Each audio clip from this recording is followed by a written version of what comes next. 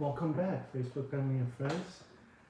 Uh, we're starting a little bit early today because this morning I had the opportunity to visit. Remember JC? He's going to be joining us online later. I had the opportunity to go visit his church and watch him sermon. And I'll tell you what, he is absolutely phenomenal speaker, and he just I can't even find the right words to describe how amazing of a preacher he is. So, which church does he belong to? Norco Community Christian Church. Norco Community Christian Church. So, if anybody guys happen to be in from this area and you want to find a church, someone who's passionate, someone who's knowledgeable, and knows how to send out a message, please definitely check him out. And also, got a little new toy today for this time. I understand some of the audio issues a little difficult, so I got this little clip-on microphone from Amazon, and unfortunately they only have two. So me and Mike gonna test this out, and hopefully the audio is gonna be a little bit better for the few of you guys that's joining us on a weekly basis. And with that said, would you want to start us with a prayer, Mike? Sure. Heavenly Father, thank you so much. You're so wonderful and great. Everything that you do is just truly magnificent and awesome. I pray that I thank you that we are here together to read your words and celebrate your love and your glory. Pray that we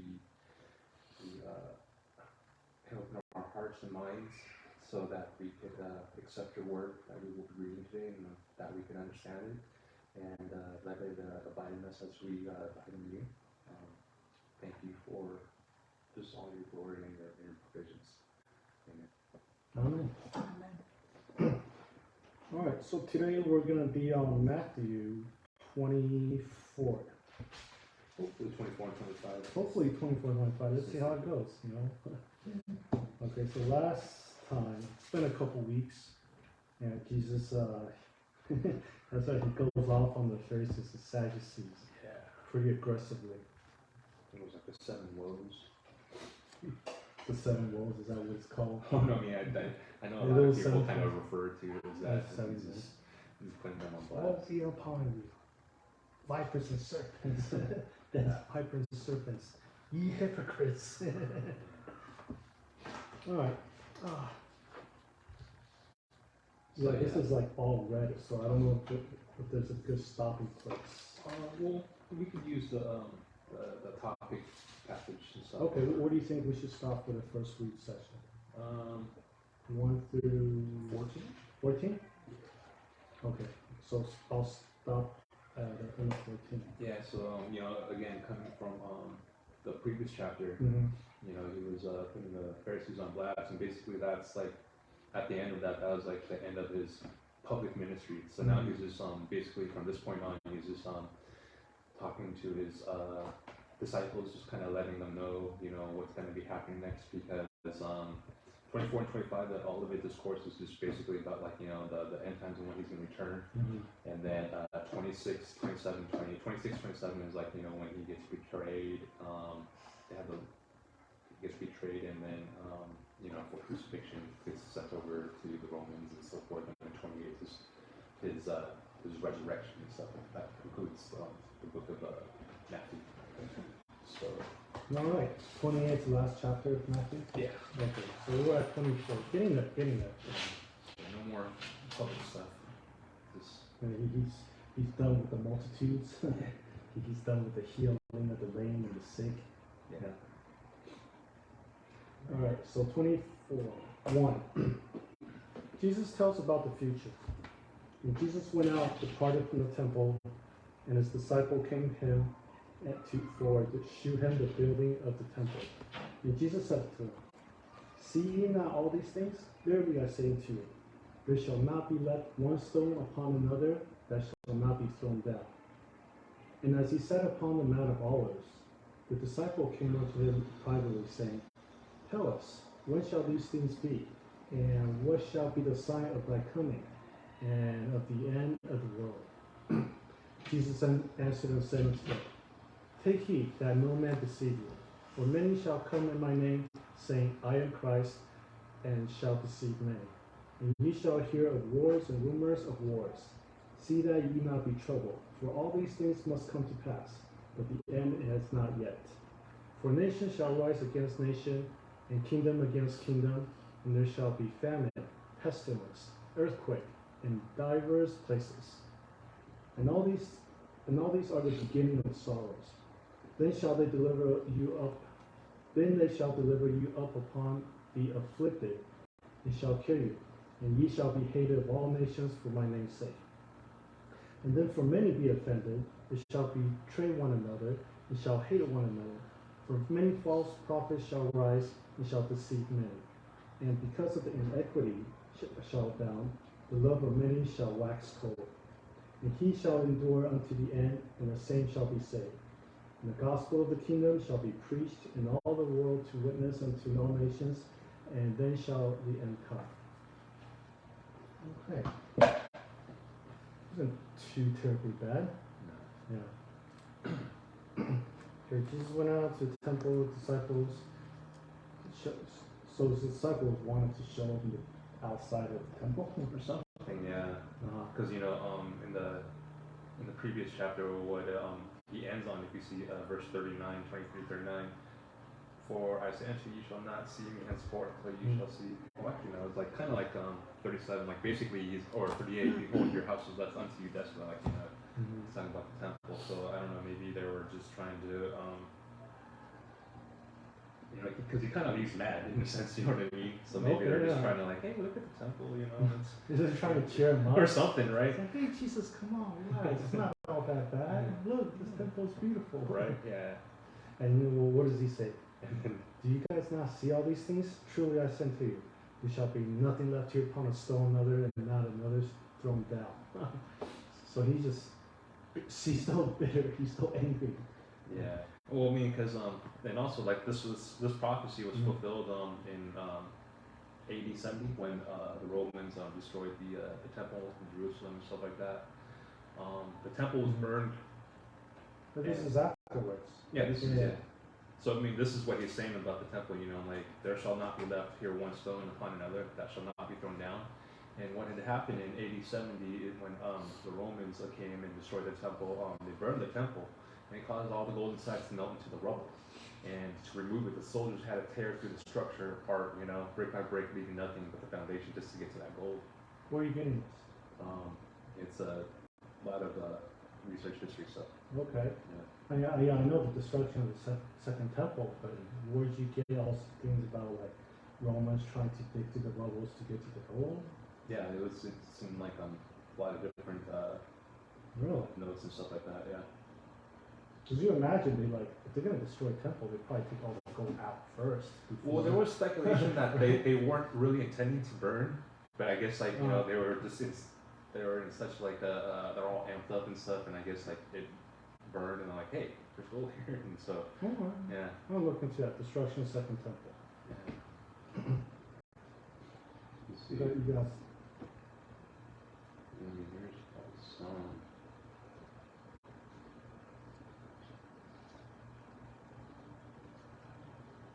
Said that followed Jerusalem, the last surviving Jews because it was a strong and secure building. Roman soldiers surrounded it, and one German soldier started a fire that soon engulfed the whole building. Where's this from? This is from the Enduring Word. They do a lot of research and stuff. They even cite certain people and stuff.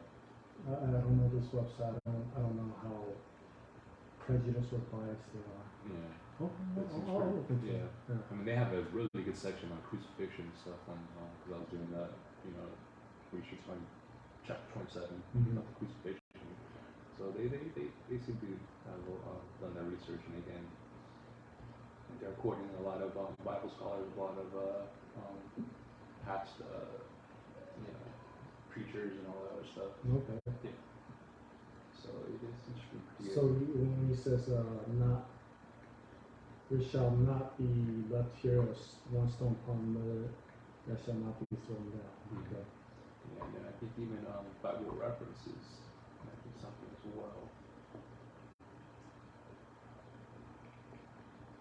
Prophecy prophecy of judgment was completely and fully fulfilled when Rome destroyed Jerusalem in response to a Jewish revolt.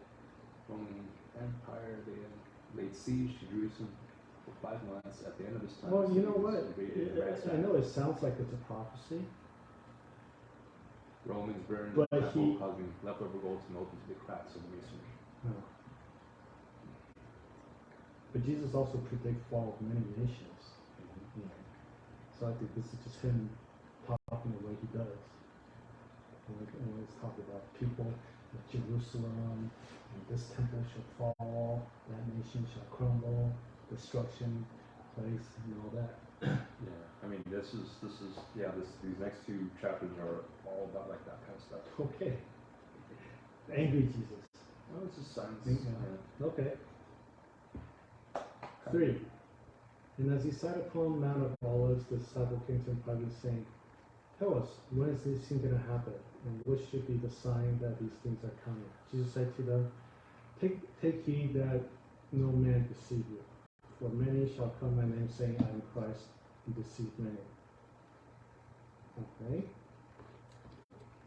So he's saying there's after him, there's going to be other people who claims to be Christ.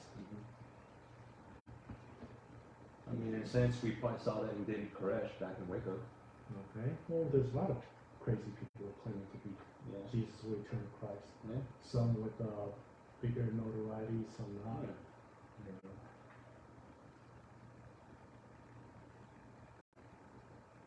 The real Christ is coming back, supposedly.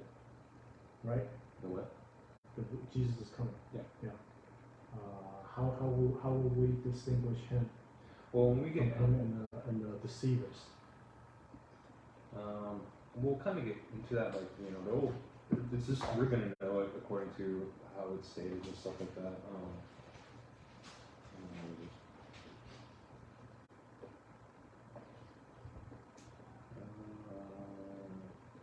Because like in verse 27 it says, like, for as lightning cometh out of the east and shineth even unto the west, so shall also the coming of the Son of Man be. Like, Okay. like we will know it, you know, there won't be like any doubt, like, okay, this is it. All right. I'm excited to see what these signs are. Yeah, okay. 6. We hear of wars and rumors of wars, and don't be troubled, for all these things must come to pass, but the end is not yet. So I mean, in a sense, we've already seen a lot of wars and stuff. So Well, war's been a constant part of human history. Yeah. Okay, so wars, there's Yeah, going to be war. right now the war is just beginning, right? Mhm. Right now. Yes. War's always been around. Yeah. Yeah. Right. So another war triggering, I don't see that as a sign. Oh, it's up. no, yeah, No. I mean, there's other things. For nation shall rise against nations, and kingdom against kingdom. There shall be famine, pestilence, earthquake, in diverse places. Diverse places? Yeah. A variety of places. Okay. Diverse, like Oh, diverse. diverse. Yeah. This is diverse. Yeah, it's Yeah. diverse. In King James Version. All these things are beginning of sorrow. Okay, famine, plenty, Mm-hmm. pestilence, Plenty. Plenty. We got COVID going on right now. you know, Monkeypox. earthquake. Yeah. Well, earthquake happens here everywhere. So okay, nothing out of the ordinary so far. Nothing that hasn't been happening.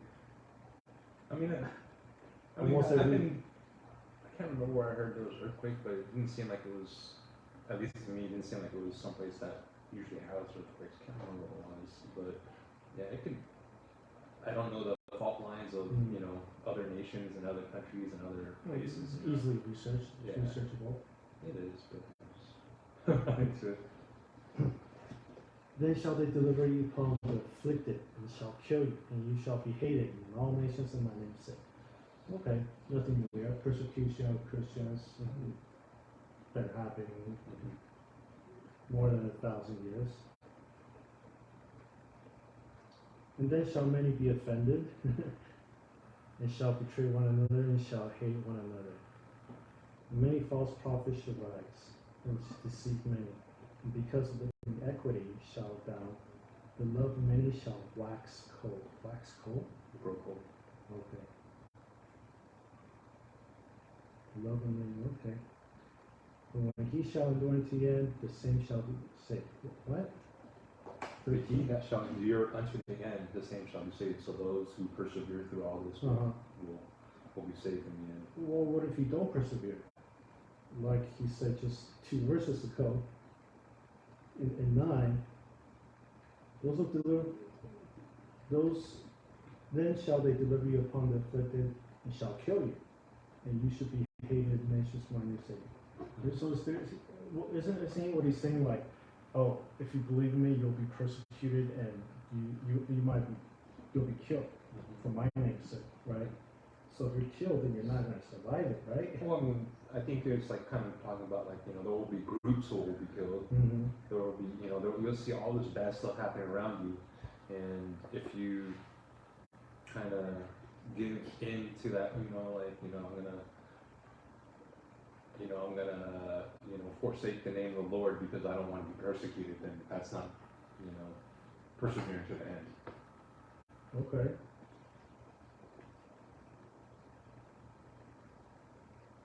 So it's not like necessarily referring to all, but like, some will be afflicted, some, many will be, This gospel of the kingdom will preach in all the world witness unto the nations. Then this gospel of the kingdom shall be preached in all the world for a witness unto all nations. Yeah. Then shall come the end come. What does that mean?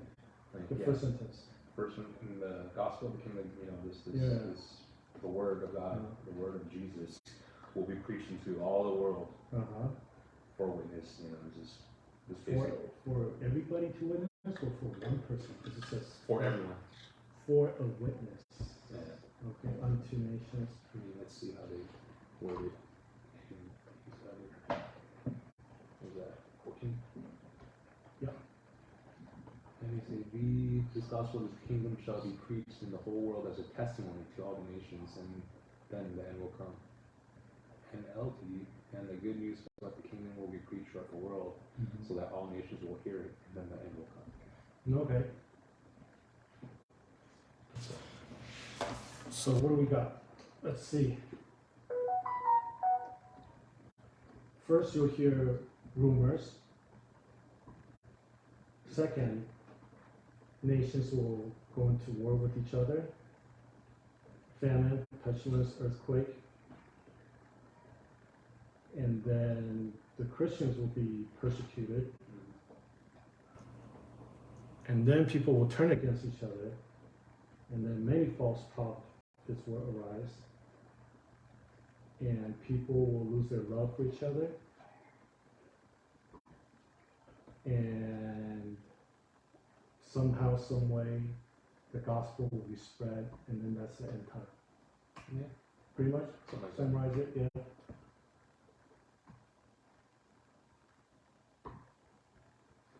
Well, if you ask me, all these things already came, Yeah. except for the end, Yeah. right? So I I mean, mean, if that's you want to why. look for evidence that, rumors of wars, well, we have that. Yeah. If you want to talk about nations, kingdoms rising against each other, well, we have that. There will be sorrow, famine, pestilence, earthquake, we already have that. Yeah, and that's why, like, many Christians believe that the time is very near. But Yeah, well, Christians have been believing that for thousands of years. But I guess, Right. like, what And it's not like people it's of the supposed to get, world. like, just worse and worse and worse and worse, so. Okay, how does one define worse? By amount of deaths? Maybe not this amount of, yeah, it's still kind of vague and If stuff. we're going off amount of human deaths, right? There's a word for the time period we're currently living in. Mhm. I forgot what it's called, but something like Pax something. But essentially it means we're in a time of peace because as far as the whole entire recorded human history goes, in terms of human deaths, we are actually living at a time where it's at its historical low, statistically speaking. Yeah, so maybe the time isn't quite just yet. But they've been saying that for thousands of years because all these things is like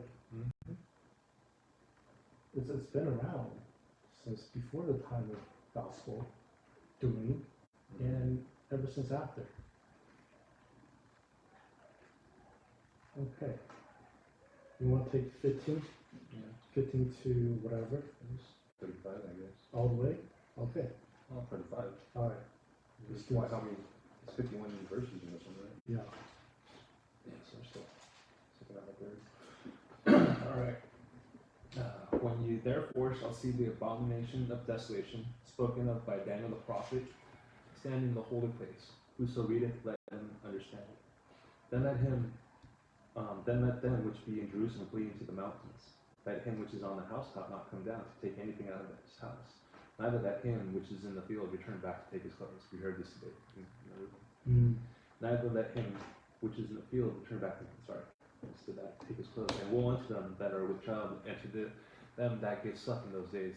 But pray ye that your flight be not in the winter, neither on the Sabbath day. For then shall be great tribulation, such as not since the beginning of the world to this time, no, nor ever shall be. And except those days should be shortened, there should no flesh be saved, but for the elect's sake. Those days shall be shortened. Then if any man shall say unto you, Lo, here is Christ, or there, believe it not. For there shall arise false Christs and false prophets, and shall show great signs and wonders, insomuch that if it were possible, they shall deceive the very elect. Behold, I have told you before. Wherefore, if they shall say unto you, Behold, he is in the desert, go not forth. Behold, he is in the secret chambers, believe it not. For as the lightning cometh out of the east, and shineth even unto the west, so shall also the coming of the Son of Man be. For wheresoever the carcass is, there will the eagles be gathered together. Immediately after the tribulation of those days shall the sun be darkened, and the moon shall not give her light, and the stars shall fall from heaven, and the powers of the heavens shall be shaken. And then shall appear the sign of the Son of Man in heaven. And then shall all the tribes of the earth mourn, and they shall see the Son of Man coming in the clouds of heaven with power and great glory. Okay. And he shall send his angels with a great sound of a trumpet, and they shall gather together his elect from the four winds, from one end of the heaven to the other. Now learn a parable of the fig tree. When his branch is yet tender, and putteth forth leaves, you know that summer is nigh. So likewise ye, when ye shall see all these things, know that it is near, even at the doors. Verily I say unto you, this generation shall not pass till all these things be fulfilled. Heaven and earth shall pass away, but my word shall not pass away. That's a lot. It's getting crazier, huh? 15.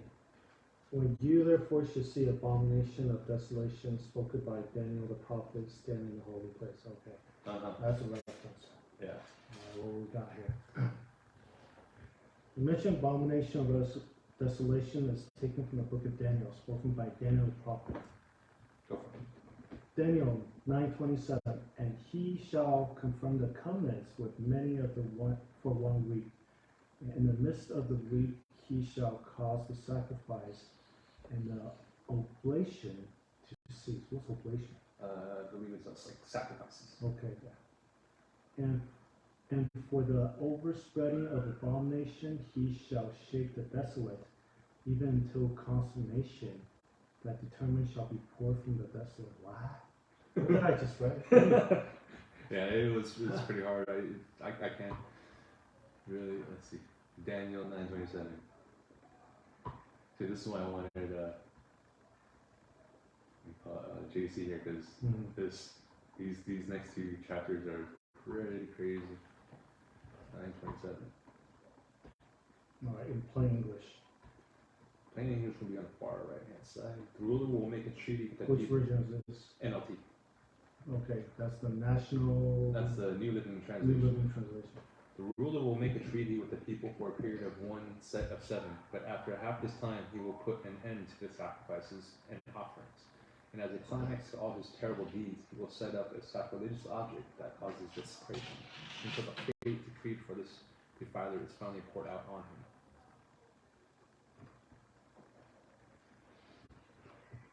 Yeah, you gotta read the whole thing. It's kind of hard to explain, but that's why I try to at least condense it in these notes here. Okay. Many people thought that Daniel was prophesying of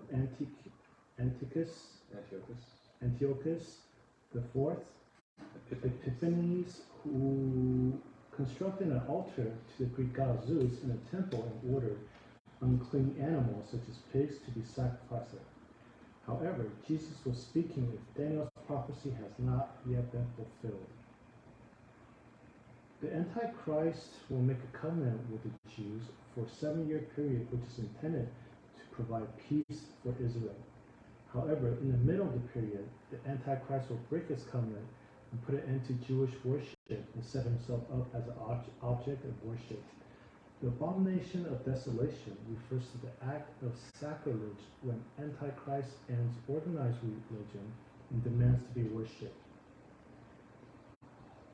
2 Thessalonians, that no man deceive you by any means, for that day shall not come, except there come falling away first, that men of sin be revealed.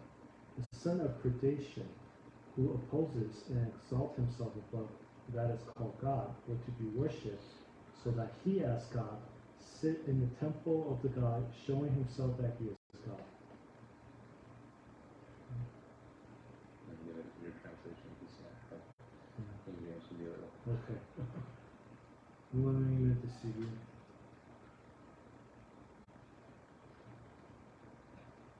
Okay. Yeah. When you spoken of abomination of desolation, spoken of Daniel. So abomination of desolation, meaning what? I'm kind of thinking it's like, almost like the Antichrist standing in the temple and making, again, getting rid of all worship, all religion, and just having everyone just, in a sense, So, abomination of desolation is a reference to Antichrist? I think so, but yeah, see, this is where I wish Jason was here. Okay. Hopefully he'll get on in a few more minutes. Well, we can round back once he Yeah. jumps on, yeah.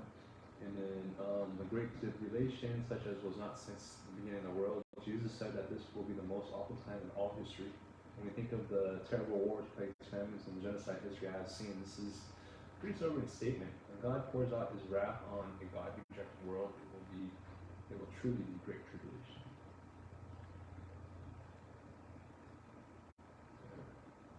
It kind of reminds me of Hitler, right? Yeah. But I mean, Well, even though he never promised Jews anything nice. Okay, let's read this again. The day will come until rebellion occurs when the man of lawlessness is revealed, the man doomed to destruction. He will oppose and exalt himself over anything that is called God or worship, so I can set himself in God's temple, proclaiming himself. Well, he didn't call himself God, but he did have a messianic complex. Yeah. At least, not King James is, no, that one's NIV. NIV. Yeah, see, Oh, yeah. I have King James, but I also put NIV because sometimes King James is hard to understand. So I try to help. NIV is it easier? It's easier, but sometimes I think the translation is not as good. So that's why I use, sometimes I'll look at Yeah, I think NASB, it's sometimes good. Yeah, NLT. yeah. I try to compare all of them Yes, and then see, that's correct.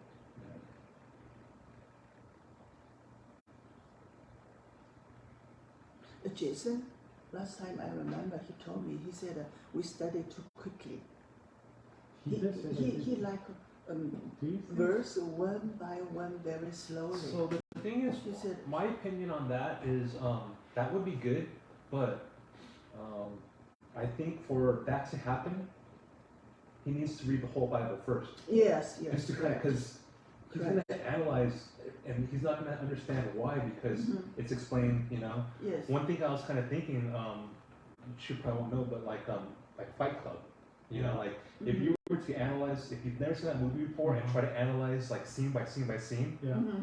once you get to the end, you're like, oh wait, I got that all wrong. You know what I mean? Okay. So that's You kind feel of that way, huh? I kind of feel that way. Yeah.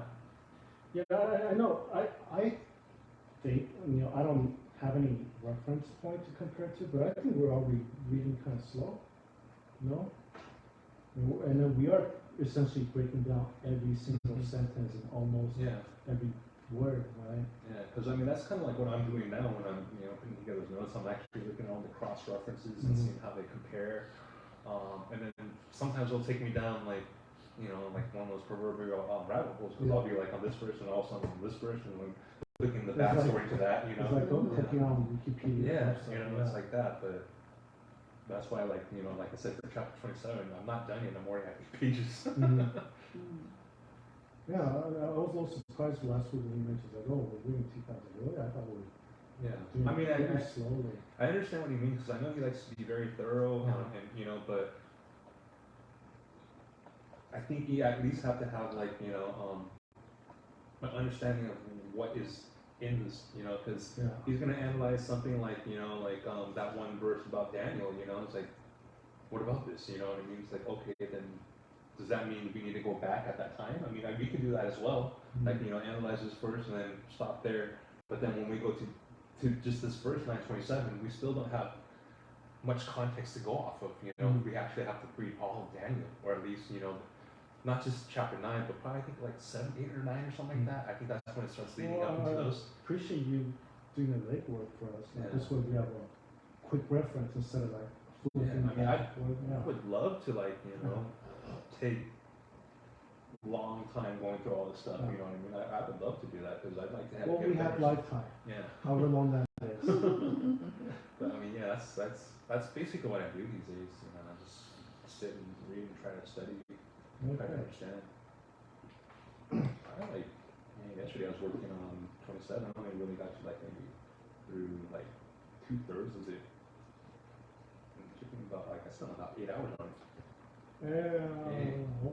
Good for you, man. Good for you.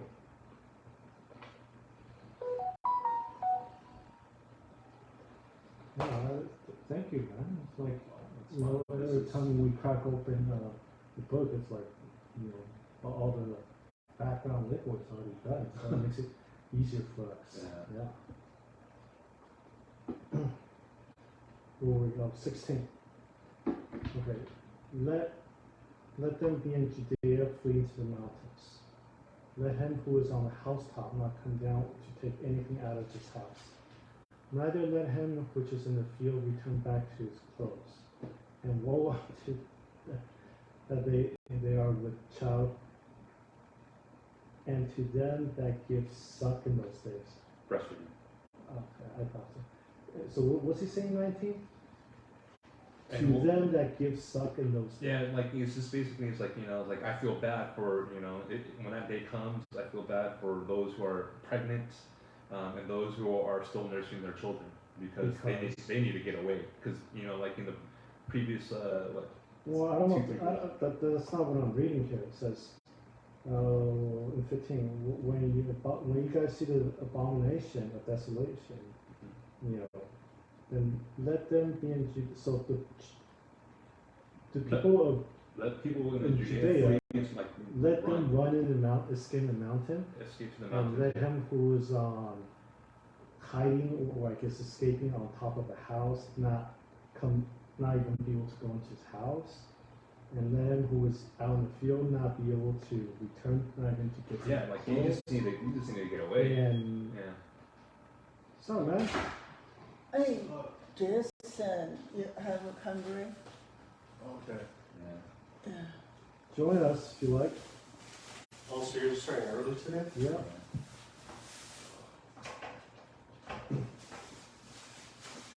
Neither let him which is in the field return back his clothes, and woe unto them that are with the child, and to give him suck in those days. Let me read another translation. Give him suck of those days. Yeah, and who are breastfeeding.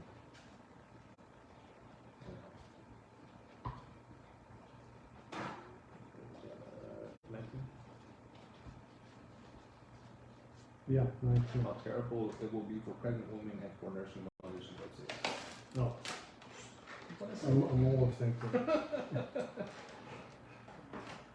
20. But pray ye that your flight be not in the winter, and neither. Okay? So it's like hopefully when that day comes, it's not going to be winter time, it was cold. or Sabbath. Yeah, that part.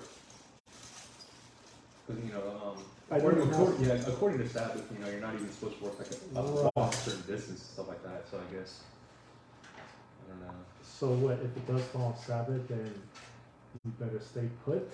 Or walk no more than a lot of No, steps? I just feel bad that you're gonna have to break the rule of the Sabbath, I guess. Yeah, I wonder what Jesus expects them to do on that day. It's Yeah, like, but You know, I mean, either that's, say, hey, either you're gonna break the Sabbath, or you're gonna walk your allotted 50 steps, and you're just at the gate, like, ah, shit, I can't escape. I don't want to take the Sabbath.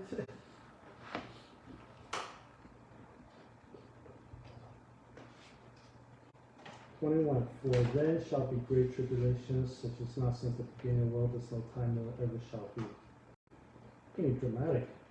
"Except those days should be shortened, there be no flesh be saved, but for the elect's sakes, those days shall be shortened." What?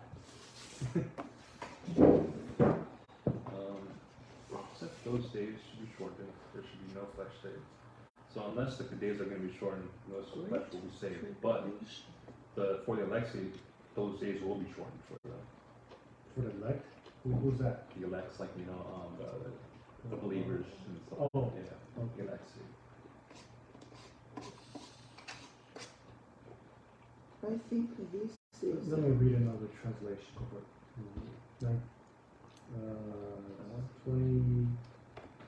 22.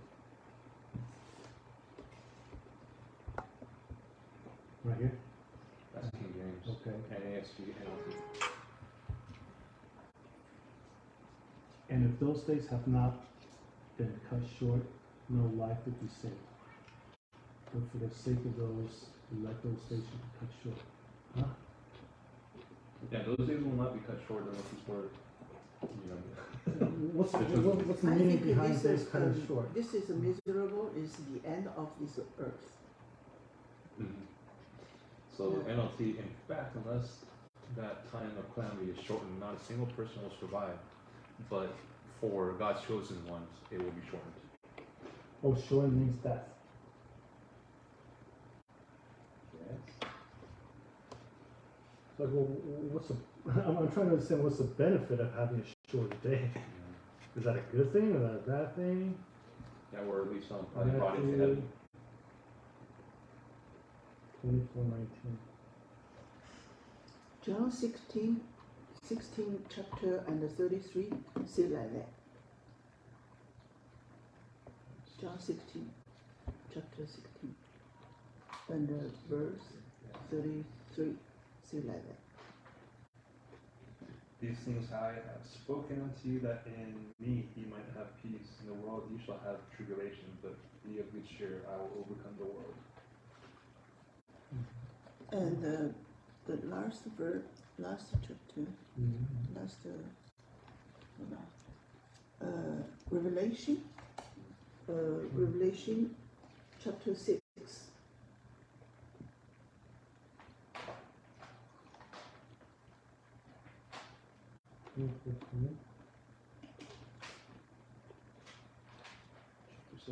Chapter 6, verse 15 to 17. You read it. And the kings of the earth, and the great men, and the rich men, and the chief captains, and the mighty men, and every bondman, and every free man, hid themselves in their dens and in the rocks of the mountains, and said to the mountains and rocks, Fall on us, and hide us from the face of him that sitteth on the throne, and from the wrath of the Lamb. And the great day of his wrath is come, and who shall be able to stand? And chapter 7, 14.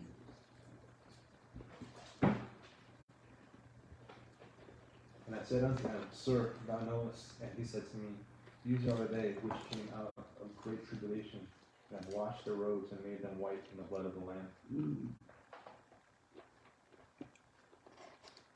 This is the end of the earth. And Revelation is kind of difficult too. That's why I was having difficulties with 24 and 25. I still don't know enough, understand enough about Revelations and the end time prophets like Daniel and all that stuff as well. I'm still struggling with 22. Alright. Some believe Jesus' predictions about the horrors yet to come were fulfilled in 70 AD.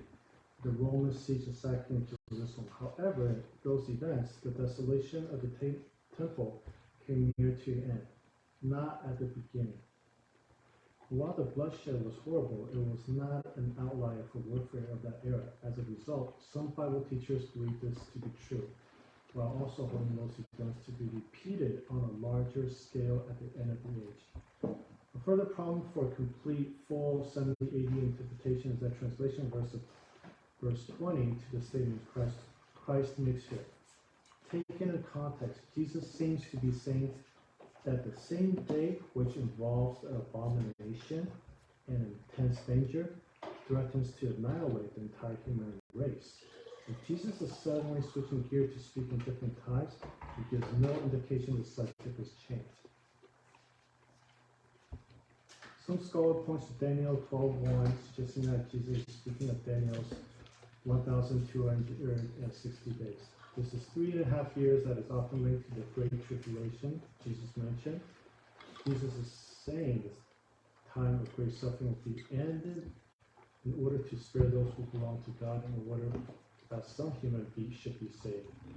It seems best to read this as describing a period of great trouble that might come right at the end of age before the return of Christ. Okay, so I'm not the only one that's confused. I mean, yeah, there's. Yeah. So they don't, it seems like the internet doesn't know either. Except for those days should be shortened, there shall be no flesh saved. But for the elect's sake, those days shall be shortened. And any other insights? Yeah.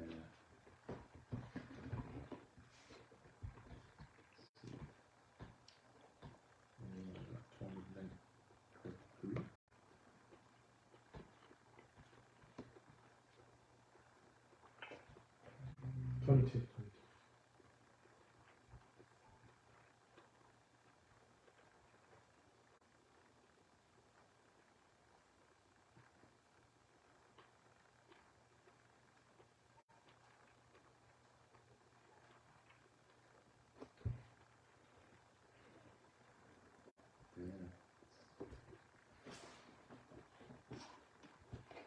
If those days have not been cut short, no one will survive. But for the sake of the elect, those days will be short.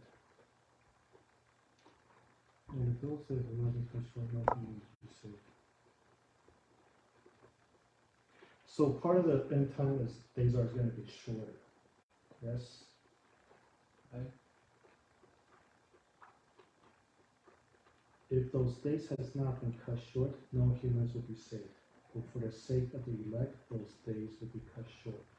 I think the days is not necessarily talking about like the day and the time, but like Yeah.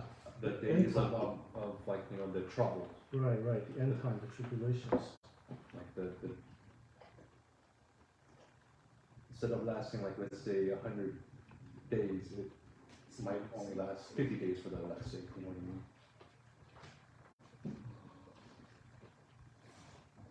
Unless the time period is shortened, I assume. I think it's more.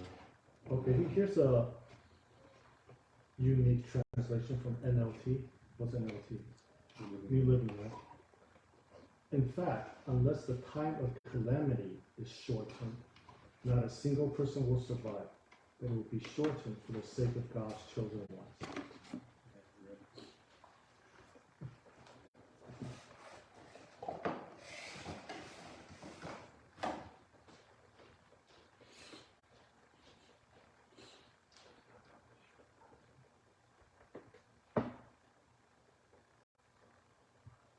Which verse? 22. 22? Yeah. I see. Some question?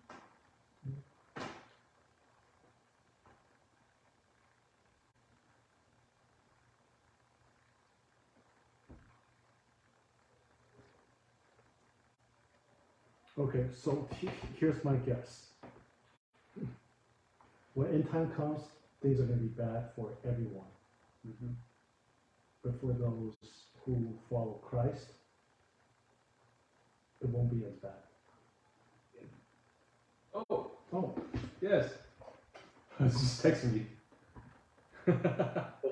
hey JC.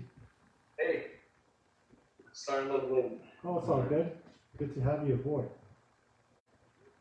It's the little pink one, little square cubic pink one, right on the bottom somewhere. Okay, well, we're struggling with 24, 22. Well, I am struggling. Yeah, I've kind of had struggles through this whole chapter.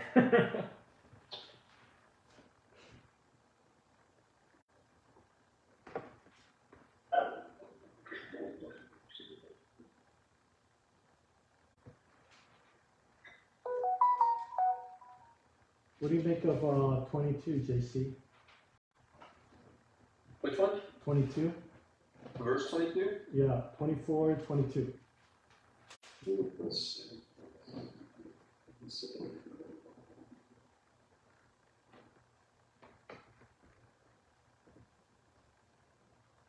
What is he talking about?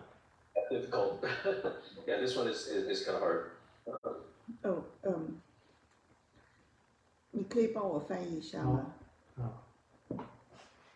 他讲的 those days，讲的那些日子哈，那些日子就是大灾难的日子，对对对，就是前面刚才讲到的21节讲到大灾难的日子。如果说不减少这个大灾难的日子呢，他说凡有血气的没有一个是得救的，就是你还没有信耶稣的，不在灵里面，在血气里面，不在圣灵里面。Not you are not in the Holy Spirit, but you are in this body. 你的血气啊，就是在你的那个，它这个血气，它这里怎么翻呢 ？Flesh，OK 还没有在 Holy Spirit 里面，你跟 Holy Spirit 没有关系。在那个日子里面，在那一段的日子里面，你们会有很大的灾难。OK。呀，但是你在圣灵里面，你已经信了耶稣基督，你信了。那么这些日子呢，对你来，我自己的理解就是，对我们这些选民来说，这个日子不会是那么难。Okay. Did you hear that? Catch that, JC? Do you agree? 然后还有 23。No， 还没有到23。哦，就是22。对不对？ But that was what I would say was kind of similar to what conclusion I drew upon here, just which is in the end times. It's going to be tougher, harder for the non-believers than it is going to be for the believers. Right? Yeah. For 22. Yeah, there's two. There are two ways to look at this. It depends on who the elect is, right? Yeah, seems like most of the consensus, according to internet, is just the followers of Christ. Yeah, the other possibilities are followers. They're just the nation of Israel, right? Yeah, that's right. Okay. All right. So the Israelites will have a easier time at the times of trials and tribulation compared to non-Israelites, essentially. Maybe, That's possible. Okay. I mean, there's different stances, right? I think for me, it might be that Jesus is talking about Israel, and at this point in time, the church would already be raptured out. Yeah. So that's the premillennial viewpoint. And the amillennial would say that the church goes through it, so that the elect would be the church. So that they would go through these, but because of their sake, it would be shortened. so that they don't have to. Okay. So there's a bit of a controversy over the word elect. Right? Yeah. Or like when Jesus said the elect, we don't exactly know who he's talking about. Maybe he's talking Right. about his followers. Maybe we're talking about the people of Judea, the Israelites. But whoever it is, essentially, when the time comes, they're gonna have an easier time than the most of the world. That's what this verse is saying. Right. 哦，我知道了。 Yep.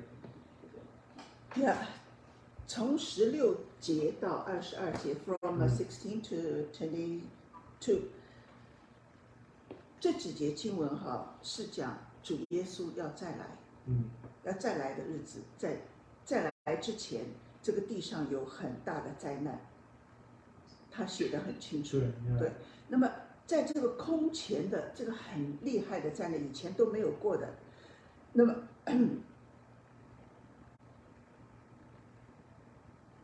他这里讲到怀孕的和喂婴孩的母亲行动不便，所以没有孩子的倒是好事情。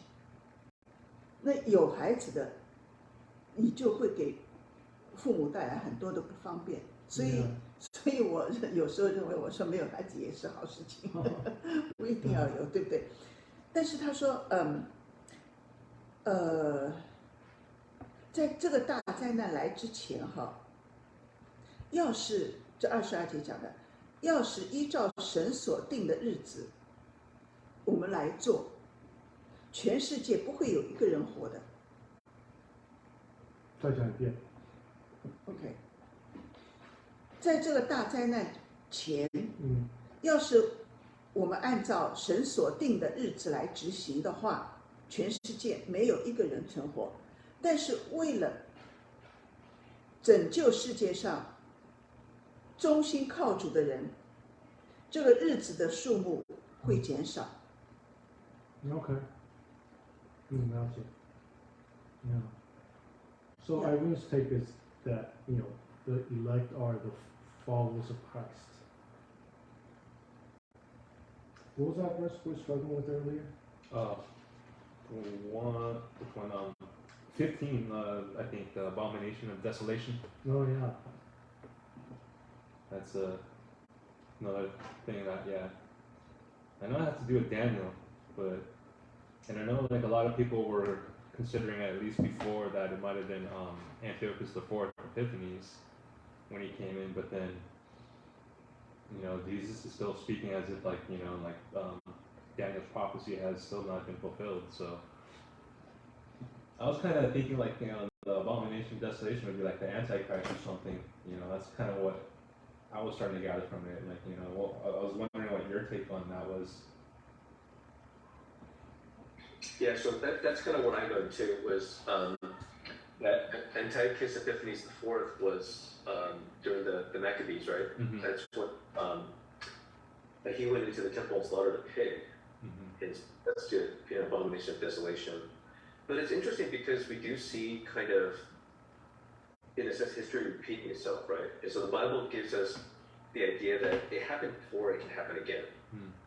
Being like, Jesus came the first time, he can come the second time. Right. And before it can happen again. But I tend to think also that it's going to be the Antichrist, because Revelation does talk about the Antichrist going into the temple and asking to be worshipped as God. And so apparently the Antichrist, if that's the story, then the way to connect the logic is that the Antichrist will be a non-Jew, will be a Gentile, somebody who has no place in the temple.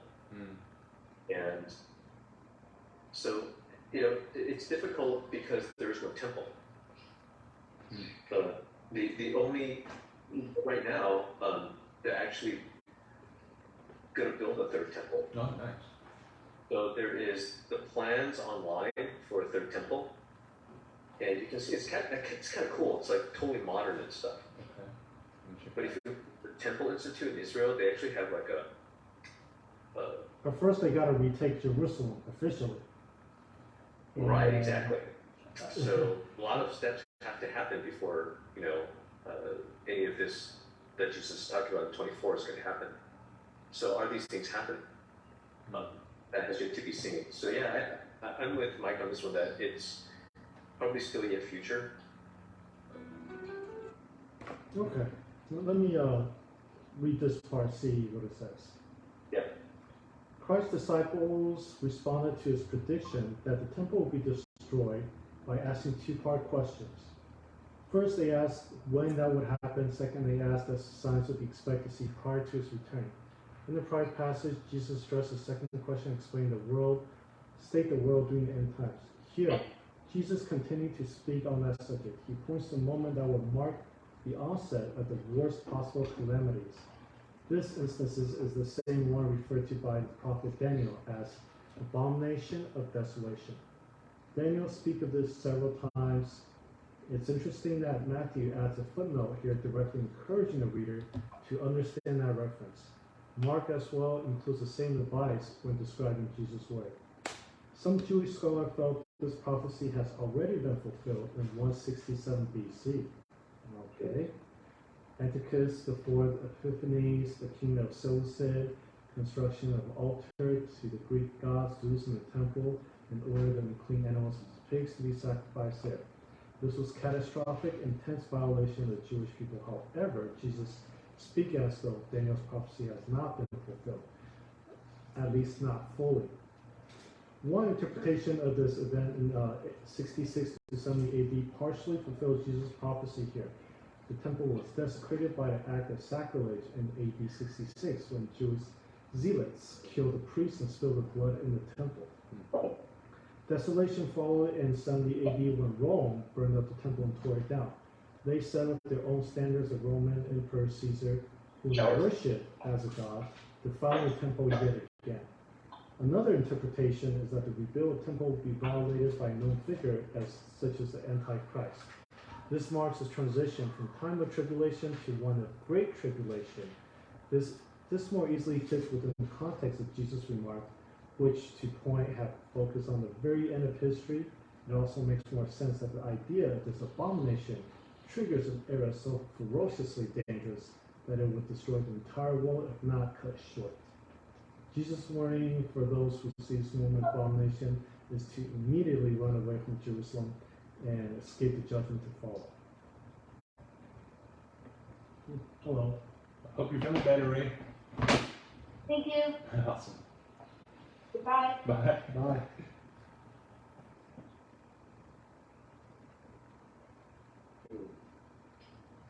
Okay. So abomination of desolation is a Daniel prophecy that essentially just says the temple is going to be desecrated and destroyed. Right? It's More or just less. desecrated. And, Desecrated. yeah. And, Okay. And the abomination of desolation will stay there like some either person, object, or thing Mm. will remain there. Okay. So this is kind of my take on it, you know, because remember earlier when we were reading the same chapter from like 5 to 14, whatever, right? Uh-huh. And I was saying like, hey, these things has already happened Yeah. before, right? Yeah. So it doesn't feel like there's anything special so far, at least up to verse 14. Mm-hmm. And I say 15 is also falls in that category because Yeah. from the perspective of the Jews, this prophecy in Daniel was already fulfilled around the destruction of the first temple when it was supposedly desecrated and destroyed. And then again, there's another one when the second destruction of the temple in 67 to 70 AD, that's supposedly the second desecration. So it could be interpreted as a prediction for that. And then, of course, the third interpretation is that he is predicting the end time, where he's actually not referring to the destruction of the first or second temple, but actually the third temple, right? Is the third temple, I know it's supposed to be constructed, but is it going to be, is that one is to be destroyed as well, according to prophecy? You nodding your head? Yeah. I don't know about destroyed. I know it's going to be built. Right, right. Yeah. Okay.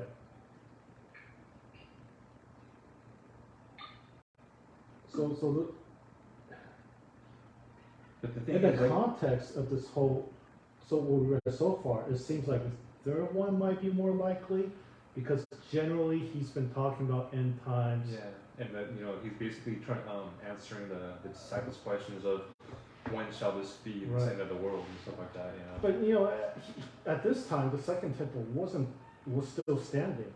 So Yeah. can you imagine what it must have been like around 70 AD? Shortly after Jesus' death, when the second temple was desecrated and destroyed. My God, I bet you people around then probably thought, "Oh shit, the end time's coming." Yeah. Right? Yeah. What year did Jesus die? What, About 33? 33. Around 33 AD. Yeah, spent 36, 37 years. Yeah. Okay, so about 30, less than 40 years after Jesus' death, the second temple was destroyed. Yeah. And at that time, I'm sure there were still a handful of Christians in the Near East area that just like, okay, oh wow, This is it, yeah. holy Yeah. shit, this is it, right? How But old, like I read earlier, do you know how old is the first manuscript we discovered of the New Testament? Was it a Mark? It was a Mark, right? Mark Papyri? I'll look it up. I think it was a Mark. I don't know when. All right. I don't know when it was dated to either. It must have been. I don't know if it was dated to first century. Earliest Bible manuscript. But I like what you read earlier about the prophecy not being completely fulfilled; that it was partially fulfilled, and that actually makes me think that that's possible too. That it doesn't have to be completely fulfilled, but it can be fulfilled over time. So that's also something that's possible as an interpretation.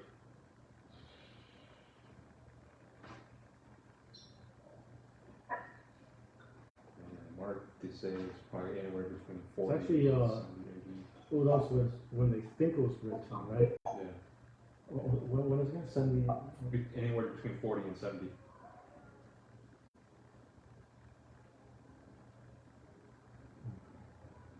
A lot of people kind of date before 70s because of that's when the temple was destroyed. And there would have been probably some reference to that. Yeah. Mark is supposedly one of the earliest.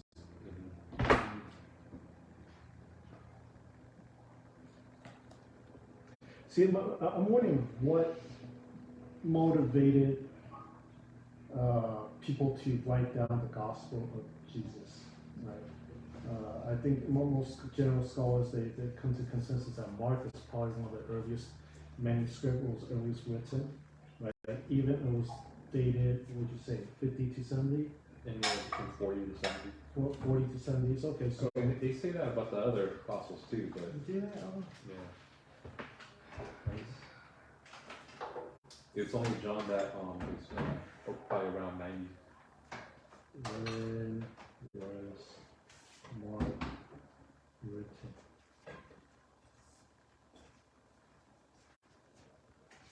'66 to 74 AD. Okay. And the destruction of temple, either shortly before or after destruction of second temple. Yeah, I mean, when you look at like different sources and stuff, they all have varying dates. Like I know my other Bible says varying dates according to this one, and I think it might be closer to what they have on that. Right. So I think this is interesting. Unfortunately, it doesn't look like we can know for sure. We do know the destruction of the temple, second temple, is 70 AD. yeah, something like that. Like that. I think you can find like records in Yeah. Josephus' Antiquities So- of the Jews. If the problem is that we don't know whether Mark was written before or after the destruction of the temple, because I would imagine that would change his perspective and his motivation whoever wrote Mark was tremendously, right? Because if it was written before, and then he would have, I would imagine the writer would have been like, okay, well, here's this guy, he said a lot of amazing things, you know, and I think it's important, and I'm gonna write down a lot of what he said, right?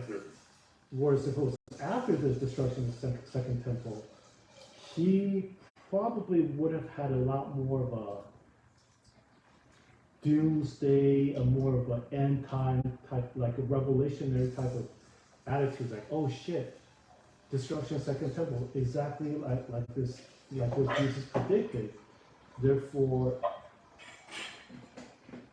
maybe he wouldn't even bother writing anything down, right?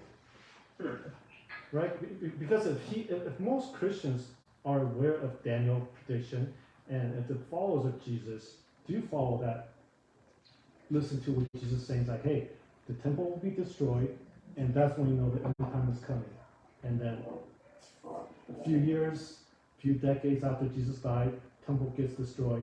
And for anybody who's been paying attention to what this Jesus guy was saying, would have been like, this is it. This is it. Right? For example, just like if somehow Israel officially takes over Jerusalem and erects a third temple either over or on top of the existing Dome of the Mount, then I think a lot of Christians will see like, oh shit, this is it. This is the end time is coming exactly as it was predicted, right? I don't think, imagine, you probably wouldn't bother, if you truly do believe that, you probably would not bother to write anything down because it doesn't matter anymore. Maybe yes or no, because looking at verse 14, and the gospel of the kingdom shall be preached in all the world for a witness unto all the nations, and then shall the end come. So it might be doing that until the end as well. Making But sure that the I'm just gospel is being thinking spread. like a person, whoever wrote Mark, I want to say Mark was written before I kind of before think the they were. destruction of the second yeah. temple, right? Because if it was afterwards, and he is a believer of Jesus, enough to a point to compile and write down this whole entire book, then he probably would, the book would have a lot different tone Probably, yeah. than, because, we haven't read Mark yet, but I'm assuming it's a condensed version of Matthew, Yeah. more or less, right? Yeah. Yeah, There's some things that are more expanded upon, which is interesting. yeah. But yeah, I think for the most part, the Synoptic Gospels were written before the destruction of the temple. Mm. But when's John dated? Somewhere around like 90s. Okay, 90s. so John's definitely after that, And, maybe a couple decades after. and it's like when we read John, there was like no doomsday kind of feel from him, right? We got nothing but like of course he was trying to obviously it's been famous about Jesus and stuff. almost 2,000 years since the destruction of the Second Temple, and we're still here breathing and talking about it. At a certain point, at which point did the followers of Jesus realize that the end is not coming? Sure. Right? Because imagine if you were living in 70 AD, you were a follower of Jesus even before, then you've been like, this is it. This is the end of everything. How long did it take? How many more months or years did it take before you're like, maybe this is not it, right? Yeah. 20 years, is that enough? Who knows? Who knows, right? Was it I can't remember, it was one of the epistles, was it Colossians or Corinthians, where they were, the church members were starting to not really do anything because they felt like the end was near and stuff like that? Yeah. What was that? I don't think it was Ephesians. I think it's the Thessalonians. All right, just not water. I'll be back. Yeah, I'll have to go through. What are you talking about it? Oh, just wondering, trying to get an idea when the Gospels, Matthew, Mark, Luke, were written. What year they were written? Yeah. Yeah, what year they were written. You know, maybe like 70 AD.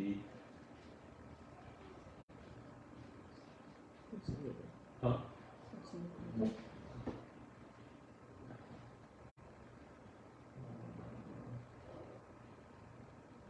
Verse? No. Right now you study verse. No. We're talking about something else right now. 我们在看那个 temple 被哦， destroyed 被毁的那个 temple 啊。福音书是什么？这主后啊。You want to know? You mean the Matthew? Yeah, Okay. Matthew, Mark. Oh, okay, Luke. okay. I can. Okay.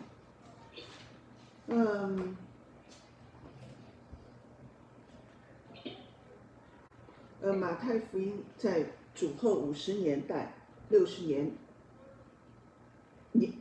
，50年代末，就是公元50年和58 公元50年的末期和60年代的中期写的这个马太福音。Matthew written in the 50, the end of the 50, Okay. and until to middle 60. Oh, okay. Yeah, this is Matthew. And Mark. Okay. This is Matthew. And you want to know the Mark?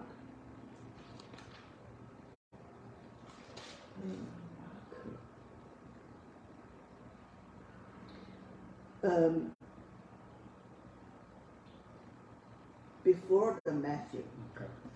around the 50, Okay. around the 50 before the Matthew. Yeah.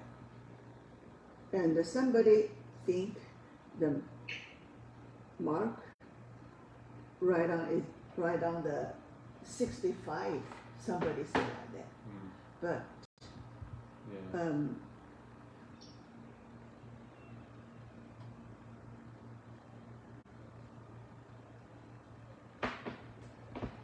Somebody say, and very close, Peter died. When Peter died, the years written. Yes, several different. Yes. Okay. And do Yeah, you who knows, huh? Yeah. look? If it was before or after. Do you want I think it kind of makes a difference, look? you know, because you can try to dive into the author's mindset and say, okay, was this before and after? Or maybe he saw, but this was shortly after, right?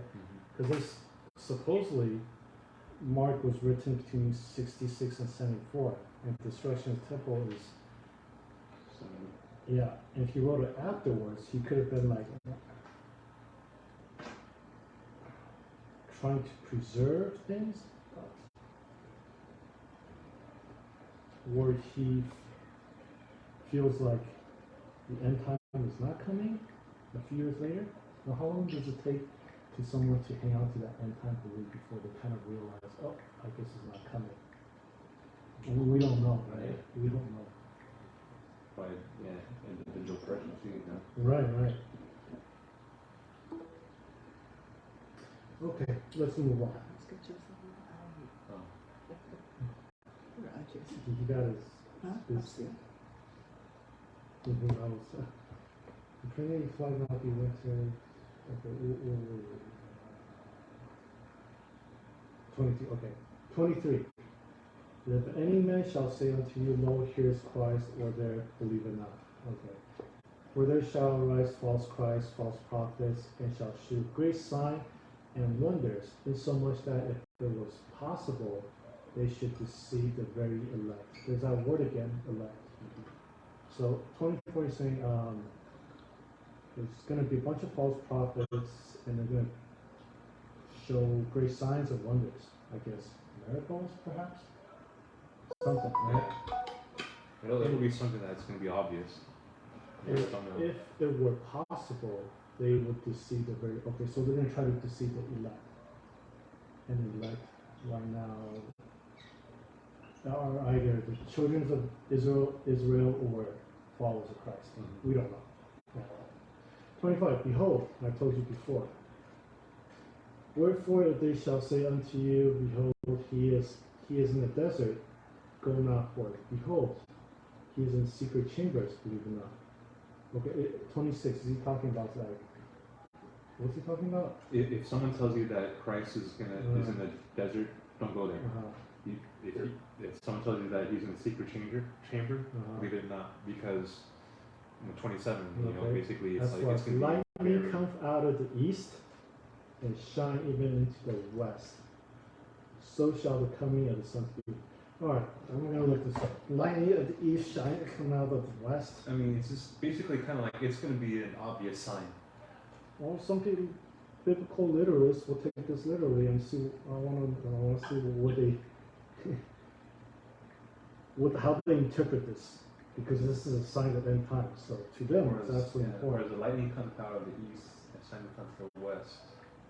27. Like when you see this great light that you can't miss it.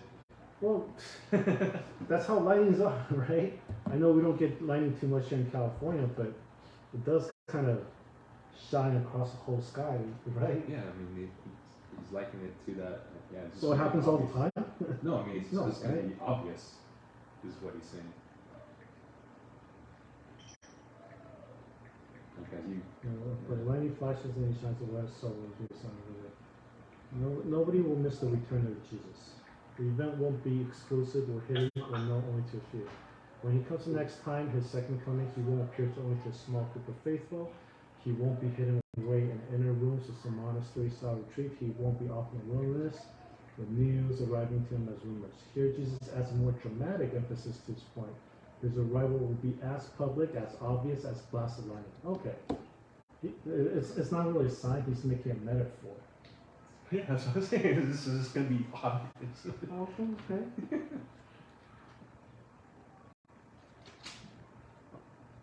For wheresoever the carcass is, there will be eagle gathered together. Okay, what's the point of 28? I think it's kind of Like like vultures just picking at dead bodies. I think this is again like it's like the obvious sign. You know, like it's like when you see vultures over there, you know what's going on. You know what the deal is. It's just going to be obvious. It's just again like another metaphor of like lightning. Okay. So it'll be obvious to all, huh?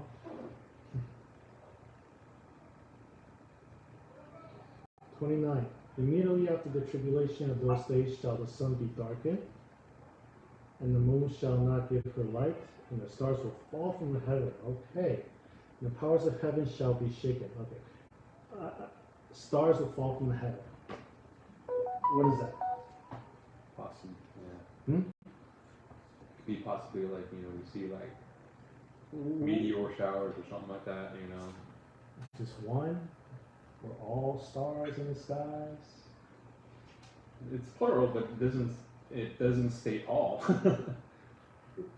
So if you see like a shooting star, maybe that could be a sign?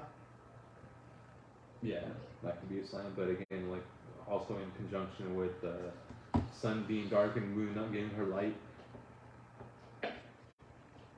Like eclipses.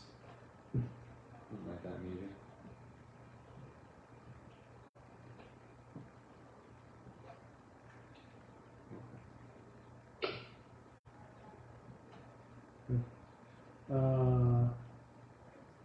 Can you look up the Greek word for the star? Yeah. I don't know if that's an accurate translation.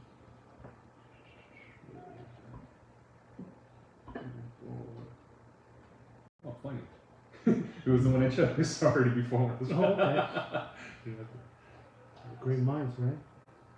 Stars falling. But it's funny. Stars is not quickly. Hmm. You see it. Sometimes they. Yeah, see. Sometimes it falls in the wrong word. See, astare. Astare. It started. Yeah. It's, Does it mean star that's the way we think star means? Apparently. Alright. Isn't it 29? Yeah. Well, Verse, he- you know, Jesus is be born Mhm. and he died Mhm. and he revived, Mhm. Mhm. and you know the 天上地下整个天气 the sky, Mhm. the earth, Uh-huh. a lot of big. Earthquake, yeah. Sometimes when he died, Yeah. when he died, From 12 to 3 o'clock, it was dark. yeah, Yeah. very dark. Uh-huh. When he born, have a star, Yeah. and when he revival, Uh-huh. we know not yet, right? Uh-huh. But the Bible say a lot of Stars. things can, Uh-huh. yeah, earthquake and the moon, Mhm. the light, what do they call it? Mhm. So these very big things. Mhm. What does he mean by the powers of heaven shall be shaken?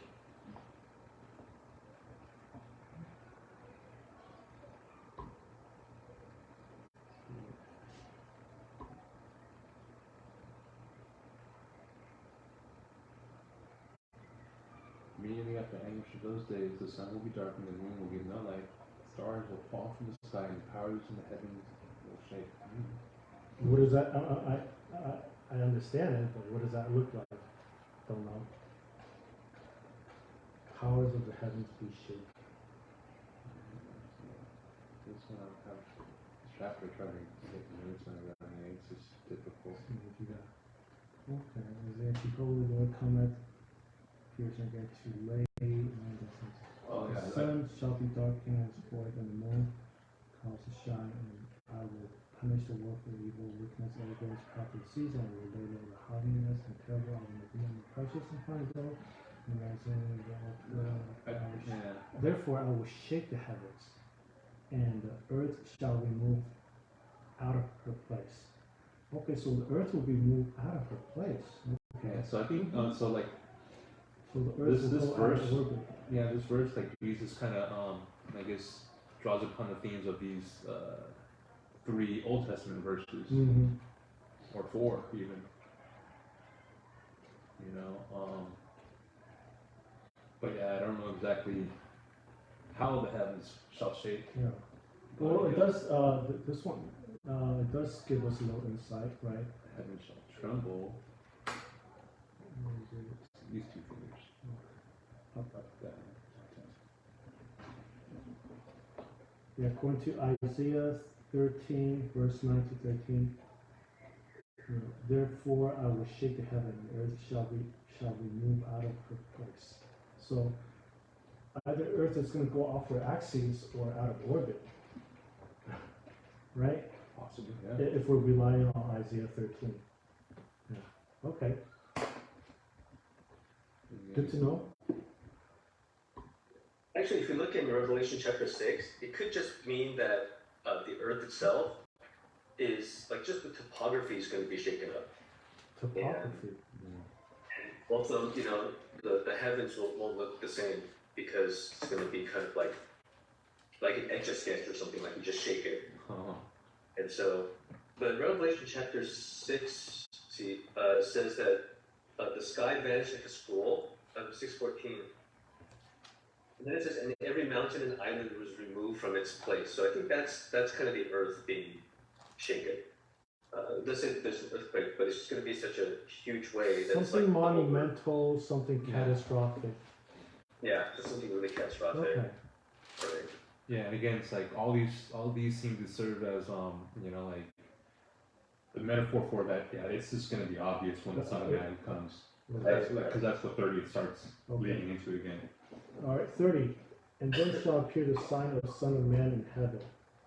And then shall all the tribes of the earth mourn. And they shall see the Son of Man coming in the clouds of heaven with power and great glory. 31. And he shall send his angels with great sounds of trumpet.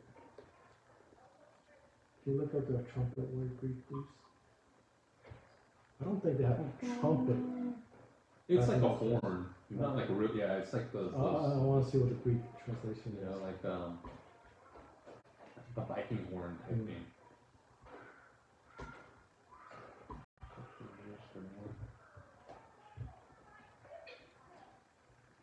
31. They shall send his angels with great sounds of trumpet, and they shall gather together his elect from the four winds, from one of heaven to the other.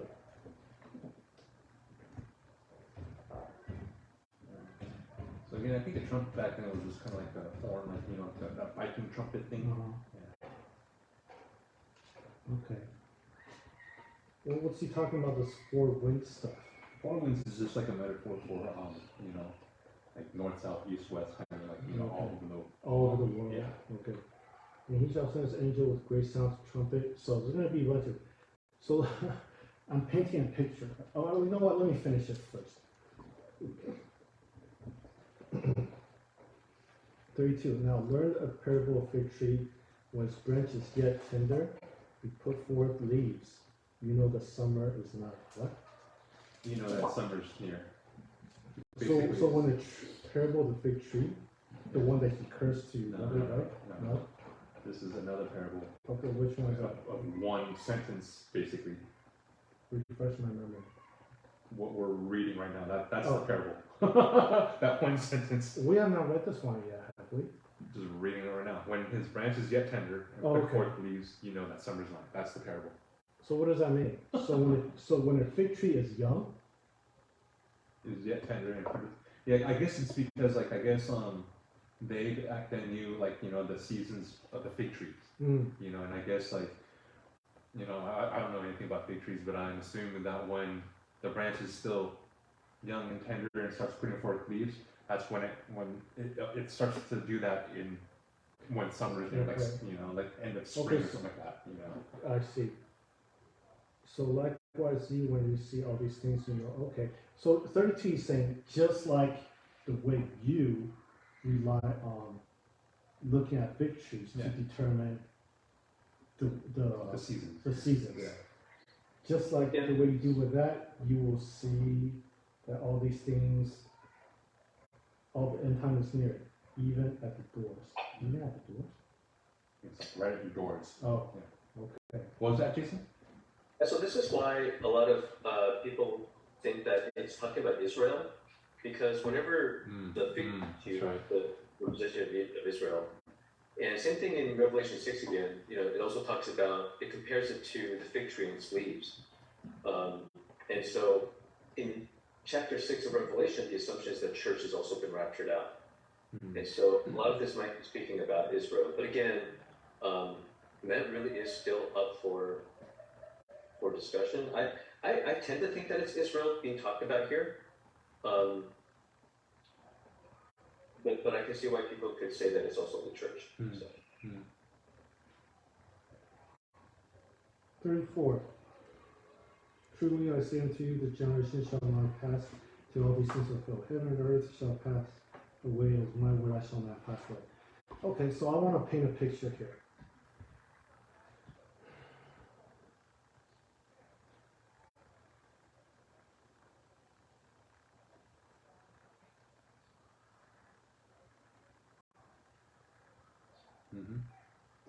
And I don't necessarily think that it's gonna be like exactly as he says from 27 on, because I think from 27 on he's kind of using it as like metaphors, right? Okay, so not to be taken. Why do you say that? Just like he's like giving examples of it's just gonna be obvious, when you see lightning in the sky, like this, Okay, so these are not actual signs. I don't. We're not looking for actual. But Stars 29 falling in the might be 29 sky. might be different because this is immediately after the tribulation of those days shall the sun. But 27, 28, I guess we're like more metaphorical. So yeah, from 29 seems like it's he's saying this is Mhm. so. So starting Yeah, with too.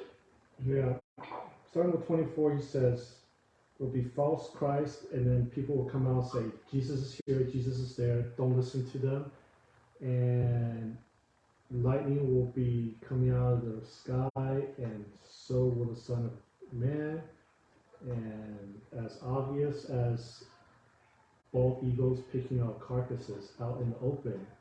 And shortly after that, then the sun will be dark, and the moon will not give light, and the stars will fall, and the power of heaven is to be shaken, which possibly can mean the earth will be off rotation and over its axis.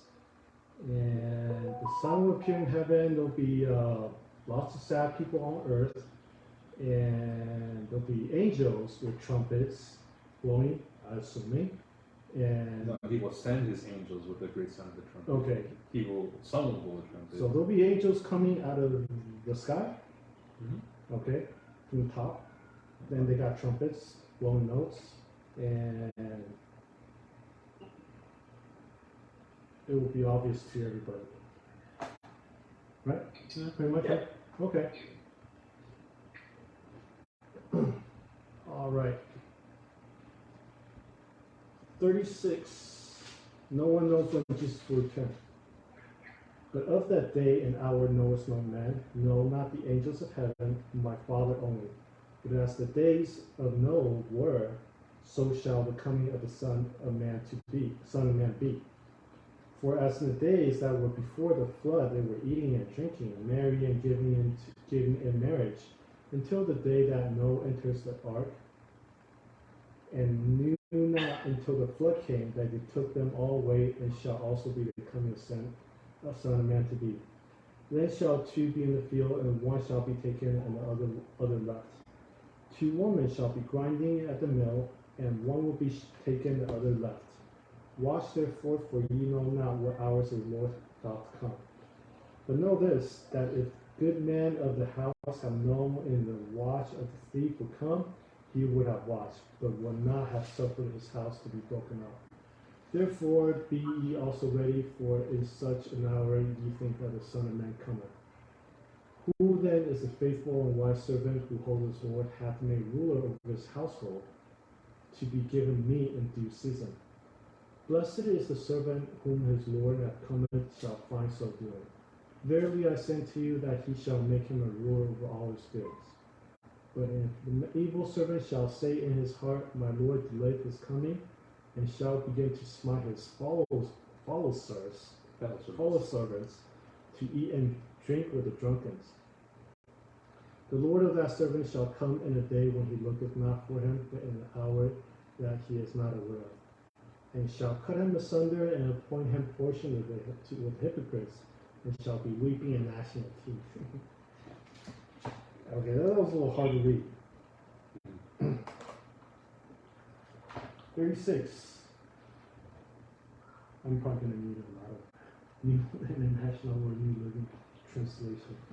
But in the day of the hour knows no man, not the angel of heaven, but Father. Okay, so nobody knows when Jesus will return except for the Father in heaven. Mhm.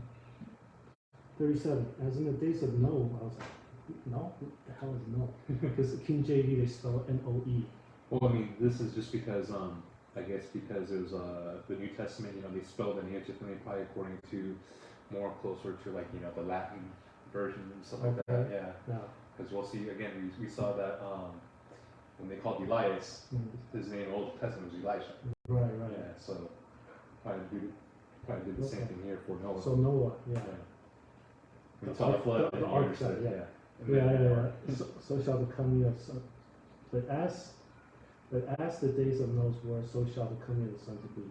For in the days that were before the flood, they were eating, drinking, marrying, giving in marriages until the days of Noah and the ark. So he's just saying, just like Noah, everyone was happy, getting married, Just drinking, doing their everyday hanging lives. out, Yeah, just, living everything was their- fine until Noah decided to go into the ark, right?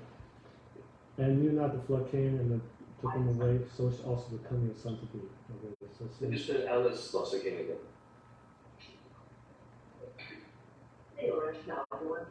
What was that? Then shall two be in the field, and one shall be taken. So it's not he's talking about rapture, right? I believe so, yeah. Ah.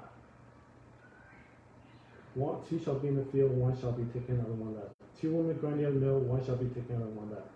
Watch therefore, for you don't know when your Lord has come. What? Sorry. Watch therefore, for you know not what hour your Lord will come. You don't know when. Well, okay, I'm confused. So over here, he was just saying, "Oh, when I come, it'll be obvious," and now he's saying, "When I come, you won't know." No, it's like What? no, it's not that. It'll be obvious when he comes, Uh-huh. but you know, be ready. You know, because kind of like with Noah, because with Noah, like all of a sudden, like God was giving Noah and telling everybody like change ways, floods coming and stuff like that, but they didn't change their ways, and then except for Noah, he was the only one who listened and took heed to God's word, and So so that's we kind of- don't know when he will come, but when he does come, it will be obvious. Yes. Okay. 43. Know this, if the good man of the house had known and would watch thee to come, he would have watched, not have the sufferer's house being broken up. So he's using another parable here. It's like, hey, if you know when the thief does come steal your shit, then obviously you will stay up and stay vigilant. Yeah. 44. Therefore also be ready, in such an hour you think not the man cometh. Whoever so faithful and wise servant of his Lord have made ruler of his household, giving them meat in due season. 45. That's like making sure that they're well fed. Okay. So he's saying, who then is a good? Blessed is that servant who his Lord, when he comes, shall find so deal.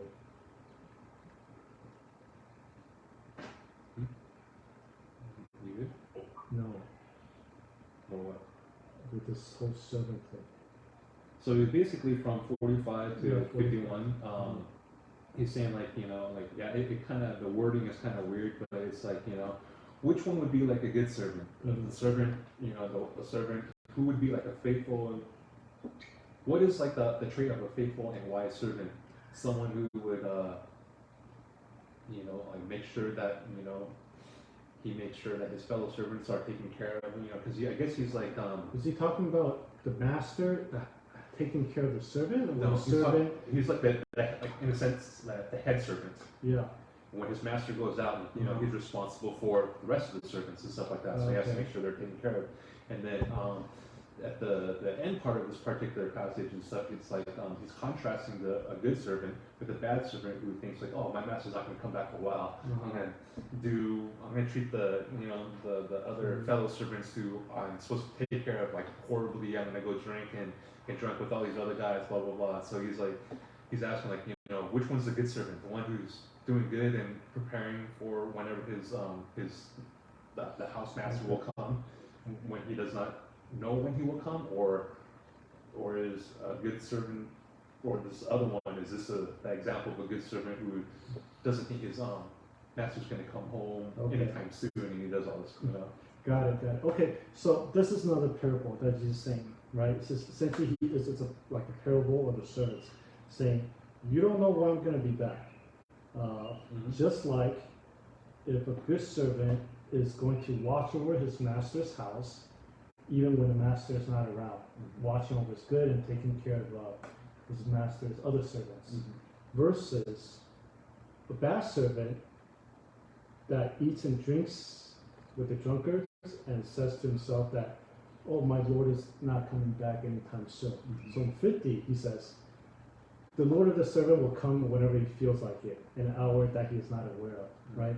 And when the Lord does come, he will cut the servant, the bad servant, asunder, point his portion with the hypocrites. What will point his portion with hypocrites? Maybe referring to like people like the Pharisees, Sadducees. Okay. And there shall be weeping, gnashing of teeth. So essentially, the Lord of the household is essentially the Father of the Lord, God, right? So he's saying, you don't know when I'm going to be back, so you better not wait until the end time, right before I come back, before you start doing what you're supposed to do. You better do it on a daily basis, so you don't know when I'm coming back and I'll check up on you. And if I check up on you and when you are least prepared, then you're gonna be portioned with the hypocrites and you'll be weeping and gnashing of teeth.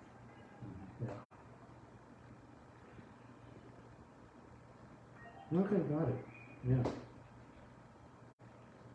Chapter 25. You still there, JC? Yep, so here. Yeah? You wanna Yeah. do a 1 to 13, please? So then shall the kingdom of heaven be likened unto 10 virgins, which took their lamps and went forth to meet the bridegroom. The 5 of them were wise, and 5 were foolish. They that were foolish took their lamps, and took no oil with them. But the wise took oil in their vessels with their lamps. While the bridegroom tarried, they all slumbered and slept. And at midnight there was a cry made, Behold, bridegroom cometh, go ye out to meet him. Then all those virgins arose, and trimmed their lamps. And the foolish said unto the wise, Give us your oil, for our lamps are gone out. But the wise answered, saying, Not so, lest there be not enough for us and you. But go ye rather to them that sell, and buy for yourselves. And while they went to buy, the bridegroom came, and they that were ready went in with him to the marriage, and the door was shut. Afterward came also the other virgins, saying, Lord, Lord, open to us. But he answered and said, Verily I say unto you, I know you not. Watch therefore, for ye know neither the day nor the hour wherein the Son of Man cometh.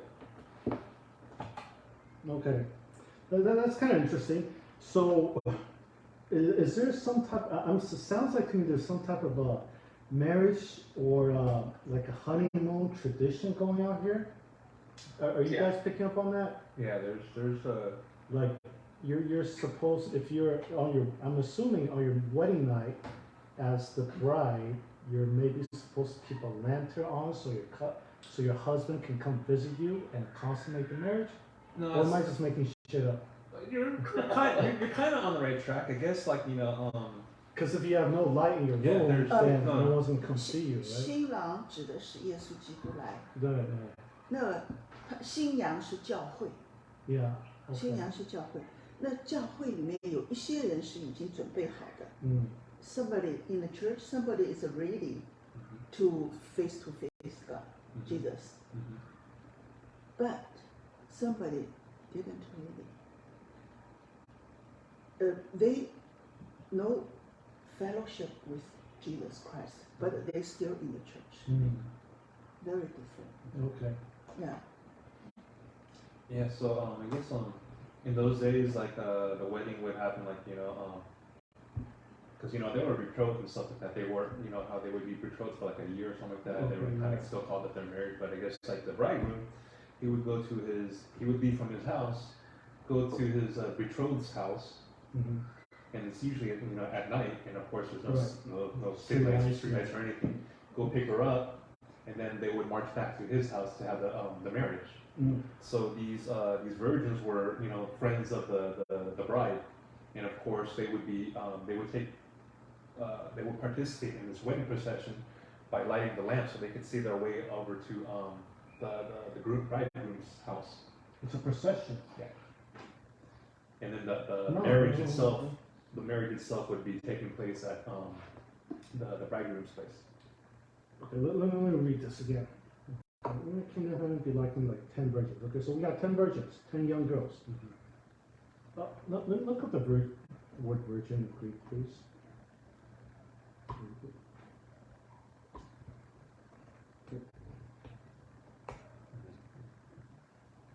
25:1.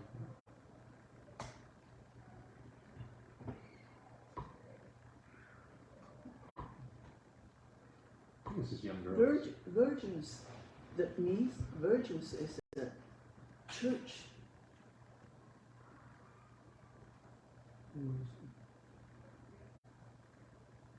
Parthenos? Yeah, Parthenos. Parthenos. So it does mean a virgin, not just like a young girl. Sometimes.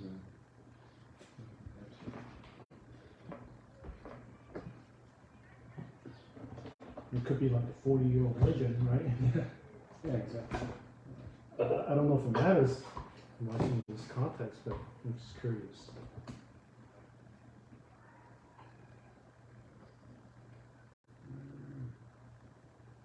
So 1330.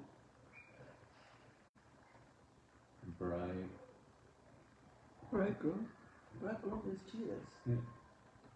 Damsel maid. No, he's just. I'm just trying to see the Greek word. Like sometimes they use different. Yeah, I see damsel maid, virgin. Okay. Yeah. All right. Well, we'll stick with virgin for now. So there's 10 virgins. They got their lamps, and they to meet the bridegroom. Mm-hmm. The groom. 5 were smart, 5 were foolish. Blah blah blah blah blah. Well, Terry. What does Terry mean again? The wait. Okay. So while the groom waited, they all slept. At Or midnight. Terry probably also means delayed, I guess, in this sense. Okay. Okay, so he was behind. He was Yeah. late. Yeah. He was dragging his feet. Yeah. So he came like at midnight. Okay. As opposed to maybe something like around 7. And so they all, well, the girls fell asleep. And at midnight there was a cry, and behold, there was a cry made, and the groom came. Go you out to meet him. Trim the lamps. What does trim the lamps?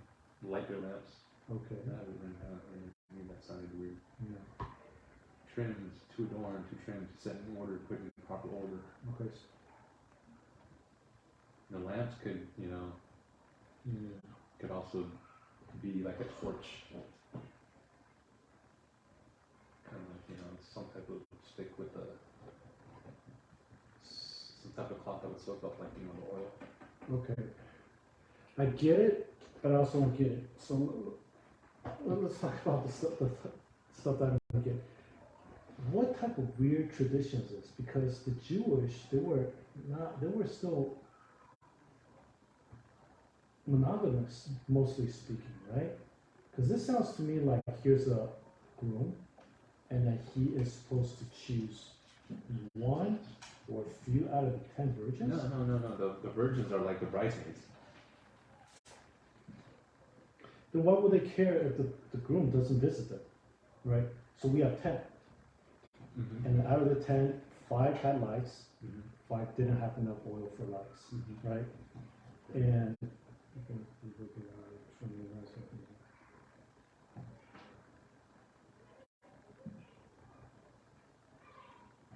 10, while they went out to buy the oil, Mm-hmm. the groom came, and they that were ready went in with him to the marriage. The door was shut, assuming, that sounds to me like consummation of marriage. No, so marriage is basically, the word marriage is basically a wedding festival. You want to look that up?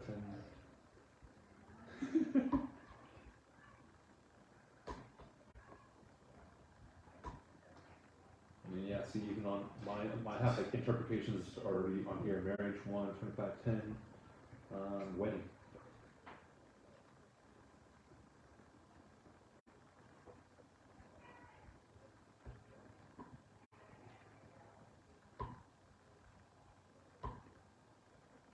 A wedding or marriage festival, a wedding banquet, a wedding feast. Okay. Yeah.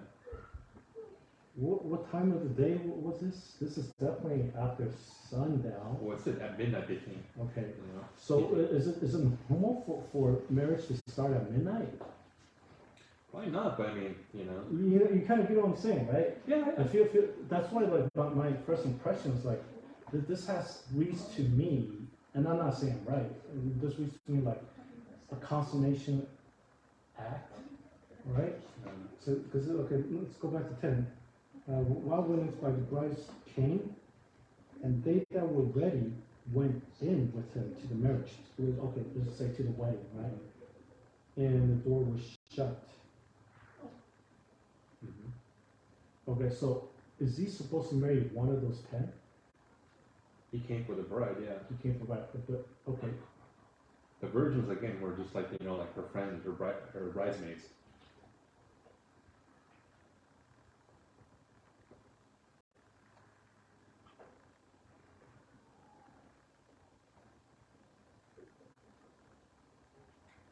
It's funny how they don't actually mention actual bride now that I look, but yeah, That was like the Why typical would- custom. Okay, there's two ways to interpret this. Either the groom fell asleep, and at midnight he dragged out 10 ladies. Say, hey, let's go. We're at least drag.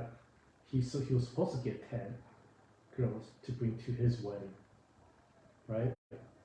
Or he's supposed to consummate marriage with 1 out of 10, or 5 out of 10, 10 out of 10. No, Did so you get where I'm coming from? I It's see just where you, like it's the whole midnight thing, and what kind of threw me off, yeah, I mean, right? for the midnight part, like, you know, like, Unless it's a normal thing for people to have wedding festivals at midnight. well, it wasn't at midnight, I know it was like after dark and stuff like that, that's why they needed, people with lamps to light the way from the bride's house to the groom's house. But it's 6. It's here at midnight. There was a crime rate. Yeah, because he delayed Terry. He delayed. Yeah, maybe he was late. He was late for some reason. Maybe he had work. He had something to do. You know. Right. So he was late. So even at midnight, The he goes midnight out there. the midnight wedding，在那个时候哈，at that time，是很常见的，他们的风 She's 俗。 saying midnight weddings is normal. Yeah, normal. And 从哪里读来就圣经啊 ？Okay. ，Yeah。然后呢 Because her Bible footnote says it's normal. ，Yeah, it's normal at that time. And Jewish. Yeah. The thing is also like Yes. weddings would last for like Yes. days. And Yeah, but you're not gonna start the wedding the without the special wedding, maybe several days, not Yeah. 1 day, several days. 7 days. Yeah.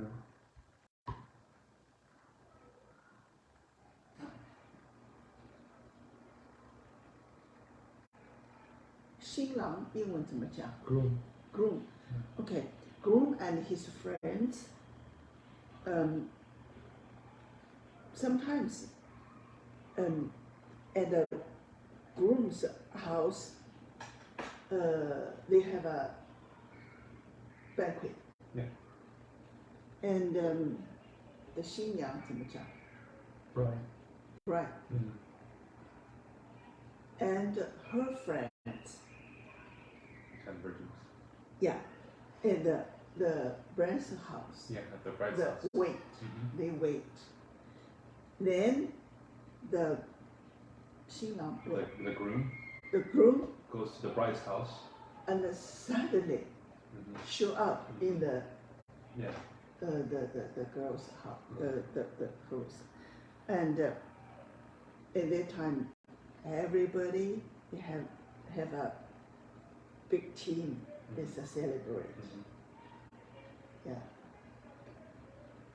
Then go to the Groom's house. I don't know group, I don't know English. Okay, 1925.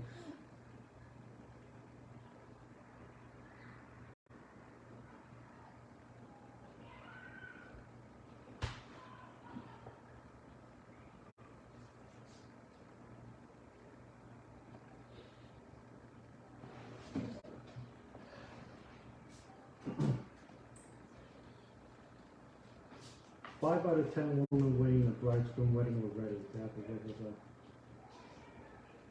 Okay, so they are going to a wedding party. They were ready to walk with the processions through the darkened streets. They were even ready possible delays.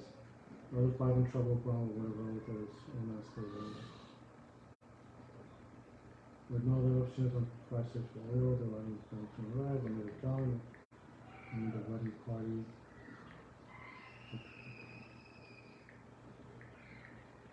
Bring the 5 young bridal attendants. I will prepare. He collects the bride now proceeded to beautiful.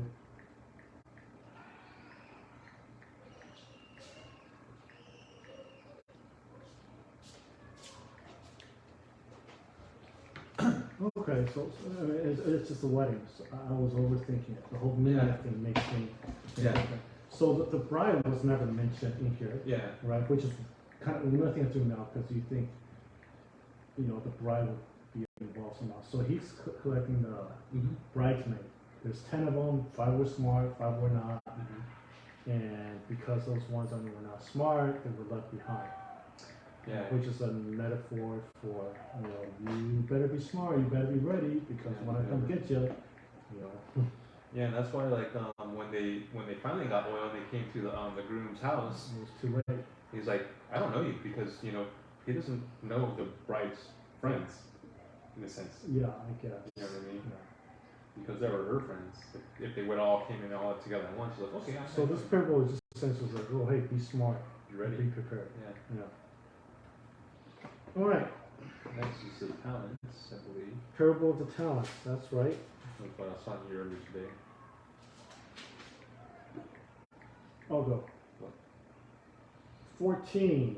For the kingdom of heaven is as a man traveling into a far country, who called his own servants and delivered unto them his goods.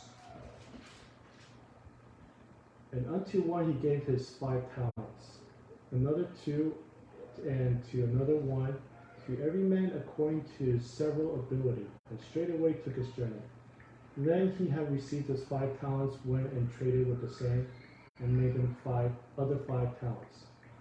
And likewise he had received 2, he also gave another 2. Am I doing a freaking math quiz right here? You know, it's kind of like, John gave you 2, took away 5, gave another 2, how many do they have left? 18. But he that had received 1 went and digged for the earth, and hid his Lord's money. After a long time, the Lord of those servants come and reckoning with them. And so that he had received 5 talents, came brought other 5 talents, saying, Lord, thou hast delivered us unto me 5 talents. Behold, I have gained beside them 5 talents more. His Lord said unto them, Well done, thou good and faithful servant. Thou hast been faithful over a few things. I will make thee ruler over many things. Enter thou into the joy of thy Lord. He also had received 2 talents, came and said, Lord, thou deliverest unto me 2 talents. Behold, I gained 2 other talents beside them. The Lord said unto them, Well done, good and faithful servant. Thou hast been faithful over a few things. I will make thee ruler over many things. Thou enter thou into the joy of thy Lord. Then he had received 1 talent, came to the Lord, and said, Lord, I have these are thou. I knew thee that thou art a hard man, reaping where thou hast not sown, gathering where thou hast not straw. And I was afraid, and went to hide thy talent in the earth. Lo, there thou hast that is thine. His Lord answered and said unto him, Thou wicked, slothful servant, thou knewest that I reap where I sow not, and gather where I have not strawed. Though oughtest therefore to have put my money into exchangers, then at my coming I should have received mine own with usury. Take therefore the talents from him, and give him unto which have 10 talents. For unto every one that shall be given, he shall have abundance, but from him that he has shall not have taken away from which he had. And cast ye the unprofitable servant into outer darkness, there shall be weeping and gnashing of teeth. Sure likes weeping and gnashing of teeth. All right. I think that was a common phrase, not just of Jesus, but of that time. Okay, I like it. It does paint a very clear picture. Crying with teeth just going. Okay, so I get the gist of it, but I don't get so. Here's a man traveling who called his servants, right, and delivering something good. So what he would do, he gave one person 5 talents, which is 5 coins. Something like that, Right. yeah. I mean, talents, I think, was like kind of like a big weighted bar. I mean, it's a lot. But, Okay, it's a lot of money. yeah. How much is a talent? God, we were looking at it before Yeah. in some previous chapters. I think it was like 1 talent was what, 16 years 16 years. of Yeah. wages or something like that. Something sick. Okay. So I mean, it depends what the talent was. It could be like a talent of gold, talent of silver, talent of, you know what I mean? Okay. So it just, I guess it depends on the material as well. All right. So he has 1, 2, 3 servants. 3 servants. He gave 1 servant 5 talents, Mhm. 1 servant 2 talents, and the last one 1 talent. what does 16 say? He had the guy with the 5 talent traded with the same. Yeah, he traded with the, he used those 5 talents that his Uh-huh. master gave him and, used those same talents to trade. Maybe like, you know, he bought like, something, you know, in this commerce out of it, stuff like that, you know, like, So he doubled his money. yeah, basically that So was he did some type of gambling. Like, it has to be. I mean, it seems like a short time. He would like, how do you take $5 and turn it to $10? I don't think it was after a long time, the Lord of those servants cometh and reckoneth with them. In, verse 19. Okay. Let me read some more. Okay. So one servant got let's just say $5. Okay. He somehow turned $5 into 10. Yeah. We don't know how yet. There's 17. And the one that received $2 turned $2 and turned into $4. And the one that received $1 dug a hole in the earth on the ground and hide that $1. Yeah. Right. 19. After a long time, the Lord of these servants come and reckon with them. Now again, we don't know exactly how long it is, but it's not necessarily the point. Okay. So the first one came back and says, "Hey, you gave me $5. Here's $10 back." And the Lord is, "I'm very happy. I'll make you the ruler of many things, and you have my favor." Right? Great. And the one that said $2 came back and says, "Hey, look, you gave me $2. I turned it into $4." And so it says, "Well done, proud of you. You have my favor, and I'll make you the ruler over many things." Right? And the one that says, "You receive $1," and says, came back and says, "Sir, I know you're a difficult man, reaping where you have not sown, gathering where you have not strawed." Spreadsheet. So what's he saying to his Lord? 24. 24 is like, I know you are a hard man to please, right? Reaping. So what is he saying there? just doing, you know, kind of, that's what they put it.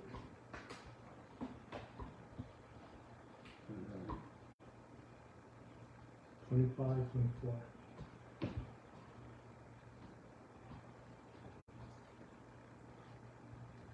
I know you are a harsh man, harvesting crops, even plant and gathering crops, even cultivate. What? You get it? This is, I guess, like he's just, He's saying, so he's calling his own Lord lazy? Is that it? He's like, you're a difficult man because you like to collect where you did not work. Right? yeah, I mean, it's kind of like, in a sense, like, you know, almost like, you know, like a landlord or something like that, you know what I mean? It's like he owns land and he wants to collect something because you're renting the land from him or something like that, you know what I mean? 25.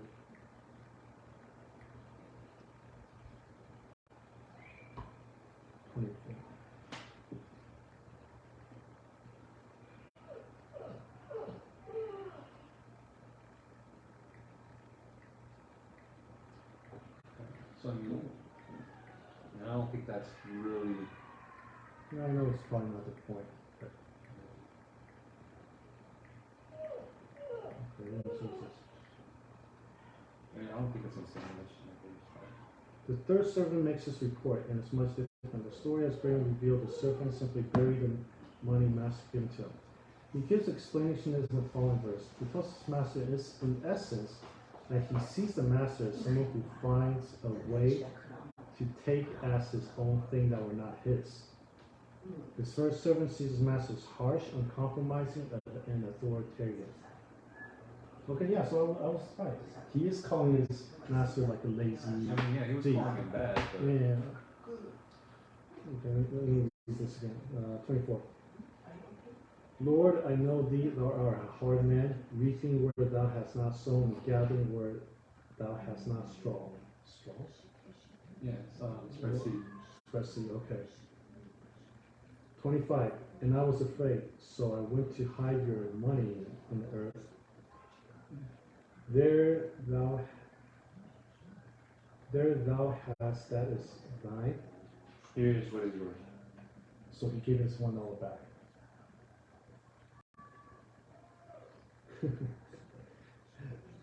$26. The Lord answered and said to him, you are a lazy servant, and you know that I take what is not mine, and gather where I have not planted. You ought therefore to put my money to the exchangers, and then at my coming should have received my own with usury. Usury is interest. Yeah, I know. What do you have problems with on this one? I don't know what he's saying. It's kind of repeating what, he Okay. 24, and then, so you ought to have put my money in at the bank so it could have earned interest. Okay. Oh, okay. So the servant buried the money, his master gave him, guaranteed that it will not grow. The servant claimed he was afraid of losing the money since he knew the master would be a hard man. Here the master continues to poke hole in that story. If he was really such a hard man, the servant should have been fearful enough to put the money in the bank where it could earn some interest. I thought usury was illegal. For between Jews and, I don't know. So we're not necessarily sure. Oh, no, that's for Christians. Never mind. I'm jumping ahead. The servant can't claim he was sincerely worried about what might happen to the money. The servant's inaction came from laziness and sin, not respect or even fear. He did not even do the minimum amount needed to guarantee a bit of return for his master's investment. In truth, he was failed to submit master. You better Okay. some of that. Did the master tell him to go out and invest? No, he just gave him money. And I guess they just kind of knew they wanted. Yeah. So the point of the parable is how we as God's creation use the assets, resources, abilities, skills, and materials He has given to us while we wait for Jesus to return. Not all people are given the same share of talents, but God's assessment is based on whether we faithfully use what we are given. To waste, ignore, or disrespect what God provides for us is sinful. So as opposed to the first two servants who doubled what they are given, the third servant buried and hid his Lord's money, claiming he was afraid of losing it since he knew his master to be a hard man. But if this, and you kind of read this part in there, if the master was really such a hard man, that servant should have been fearful enough to put the money in the bank where it could earn some interest. Therefore, the servant cannot claim he was sincerely worried about what would happen with the money. He didn't even do the minimum to not to guarantee that it would Okay, so this is a metaphor for what? Obviously, the master is God, right? The servant is us. So, how about the talents? What is that for? What is God actually investing in us that He expects us to return in full? Bringing, providing much fruit for Him. Huh? Providing much fruit for Him. Okay. So spreading, kind of what was the fruits? It was peace, love, joy, patience, kindness, goodness, faithfulness, and gentleness and self-control, and spreading it to others. Let's see, as you can see, the word talents is kind of like, again, that's where the origin comes.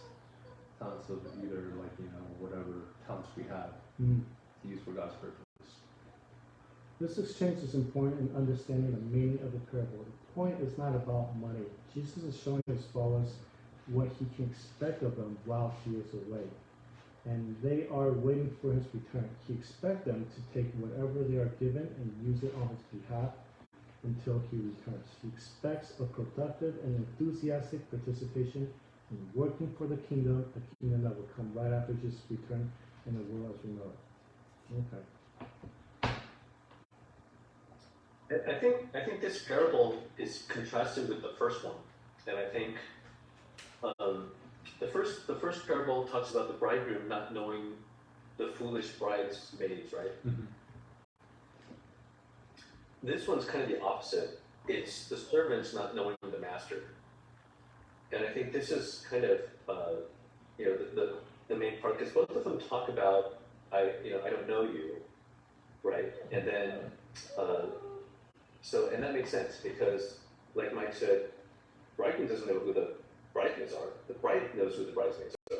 So you come knocking on my door, I don't know who you are, right? And everybody's already gone. And the bridesmaid's now with the bride, so she's busy, and so he doesn't know who they are, so they're left outside. But this one is really interesting because I think this is really key about people who, again, when they talk about the kingdom of heaven, it usually refers to the church.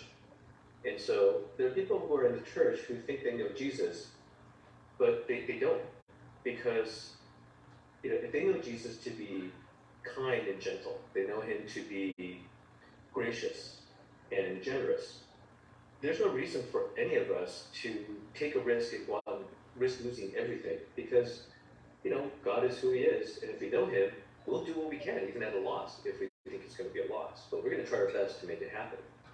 And this is where the last servant didn't understand.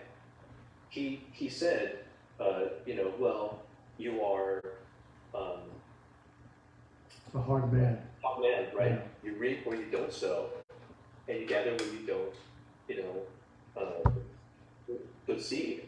Mm-hmm. And the master responded, oh, really? So you know me, right? You know me that well. You know me so much that you know that that's who I am. Well, if that's the truth, if that's the case, then why did you do that? Okay, so the servant really is just giving an excuse for not doing the work. But that excuse came about from him not knowing his master, because his master is not that way. And in fact, his master said, look, you've been faithful over a few things. He didn't say that, oh, you succeeded in gaining me money. He didn't say that. He just says you're faithful with it. You've watched over it, you've done what you could with it. And so you were faithful with it. But this other guy, he wasn't faithful with it. He just threw it away and hid it somewhere.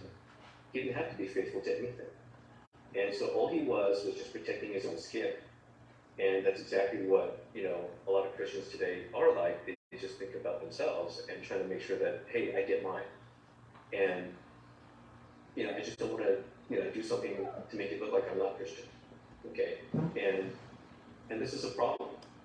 And so really I think here the issue is the groom didn't know the bridesmaids because they were too foolish to bring their oil. And then in this one, the servant didn't know his master and tried to push blame onto him, which a lot of people do. They say, well, you didn't do this for me, you didn't do this for me. And Jesus would say, okay, so you know that, then why did you do it this way instead? So, in the end, there's no excuse. But I think what it really is talking about, again, that both focus on is this idea of, does God know you? Do you know God? And this kind of makes that full circle about what the kingdom of heaven really is about. So one should try to get to know and understand God. Yeah. Yeah, that's cool, but I don't understand why this one talent servant.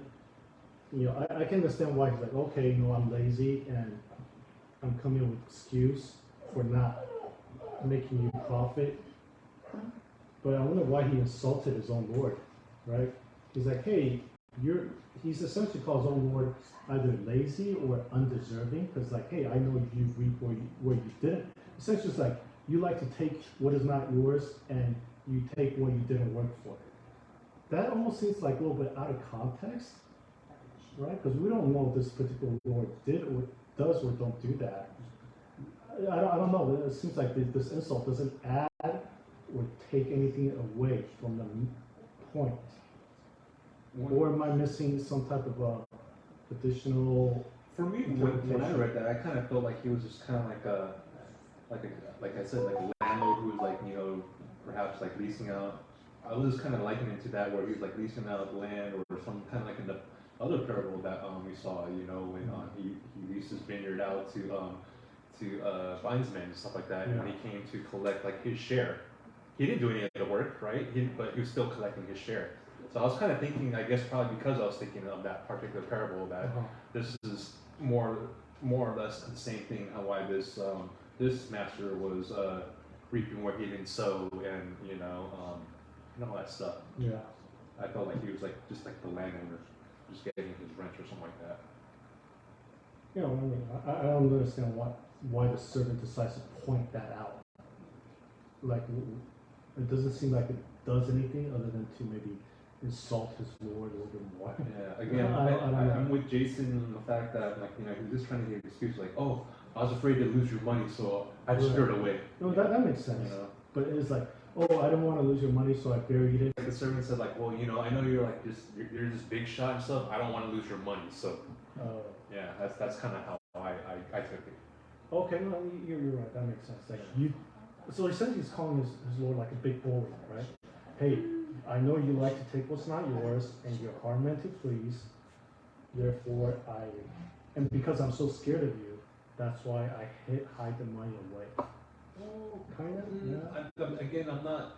I didn't really take it at first as like he was insulting his. Right. Yeah, he was just saying like, you know, I just again like. Okay, you're a big, powerful guy. You have the power to take what is not yours.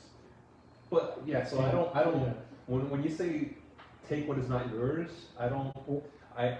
That's what they're saying. I know. That's not The way that you say it, that makes me associate it like, you know, like he's just like stealing or something like that. But what they are saying is like, you know, you are reaping what you don't sow. But is he deserving of what he didn't sow? Because again, if he's the landowner, like as that landowner of the vineyard, he was due his share of the crops. You know what I mean? But he didn't do any of that work, but he still deserved it of it. So that's where I don't see where necessarily see where he's evil and stuff like that. You know what I mean? I didn't. Okay, I know where she's coming from.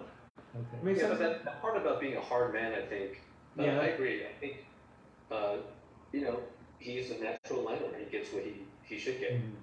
I think maybe the word that really is key is you're a hard man. Yeah. Because you're a nice man, right? I wouldn't be surprised if he was insinuating as lazy too.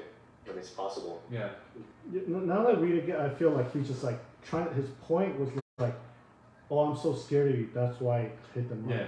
Yeah. I think that's it too. Yeah. I think it's, I'm afraid of somebody who is this way, but who is hard, who is very powerful, who has the ability to take things at will. You know, and that's a kind of accurate metaphor for God, right? Yeah. Yeah, or it could be he's just, you know, okay, yeah, you're this landowner, you should get what you want. Maybe he's just, you know, unhappy about the fact that he's in that good position and I'm not. And that could be too. Yeah. And of course, you know, as soon as the Lord finds out, you know, there'll be the usual the weeping and gnashing of teeth. All right, 31 to 46. Mike, take this home. Do you have anything else cool to share? Damn for disobedience, fashion proof, no true servants at all. The servant's not losing his servanthood, just proof he's really never had it in the first place. All right. 31. Okay. For the Son of Man shall come in his glory, and all the holy angels with him. Then shall he sit upon the throne of his glory. And before him shall be gathered all nations, and shall separate them one from another, as a shepherd divided the sheep from the goats. And he shall set the sheep on his right hand, but the goats on the left. Then shall the king say unto them on his right hand, Come ye, blessed of my Father, inherit the kingdom prepared for you from the foundation of the world. For I was an hungry, and ye gave me meat. I was thirsty, and ye gave me drink. I was a stranger, and ye took me in. Naked, and ye clothed me. I was sick, and ye visited me. I was in prison, and ye came unto me. Then shall the righteous answer him, saying, Lord, when saw we thee and hungered, and fed thee, or thirsty, and gave thee drink? When saw we thee a stranger, and took thee in, or naked, and clothed thee? Or when saw we thee sick, or in prison, and came unto thee? And the king shall answer and say unto them, Verily I say unto you, inasmuch as ye have done it unto one of the least of these my brethren, ye have done it unto me. Then shall he say also unto them on the left hand, Depart from me, ye cursed, into everlasting fire, prepared for the devil and his angels. For I was an hungered, and ye gave me no meat. I was thirsty, and ye gave me no drink. I was a stranger, and ye took me not in. Naked, and ye clothed me not. Sick, and in prison, and ye visited me not. Then shall they also answer him, saying, Lord, when saw we thee and hungered, or athirst, or a stranger, or naked, or sick, or in prison, and did not minister unto thee? Then shall he answer them, saying, "Verily I say unto you, inasmuch as you did it not to one of the least of these, you did it not to me. And these shall go away into everlasting punishment, but the righteous into life eternal." I actually understood all of that. I hope everyone else did. That was pretty straightforward. But you see, right up to the point where we read 240, I was like, oh, this is nice Jesus talking.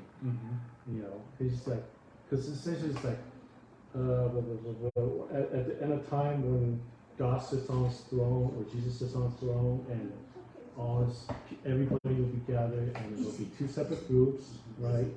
And there'll be he's going to say to the first group, when I was hungry, when I was thirsty, when I was naked, when I was in prison, you guys were there for me.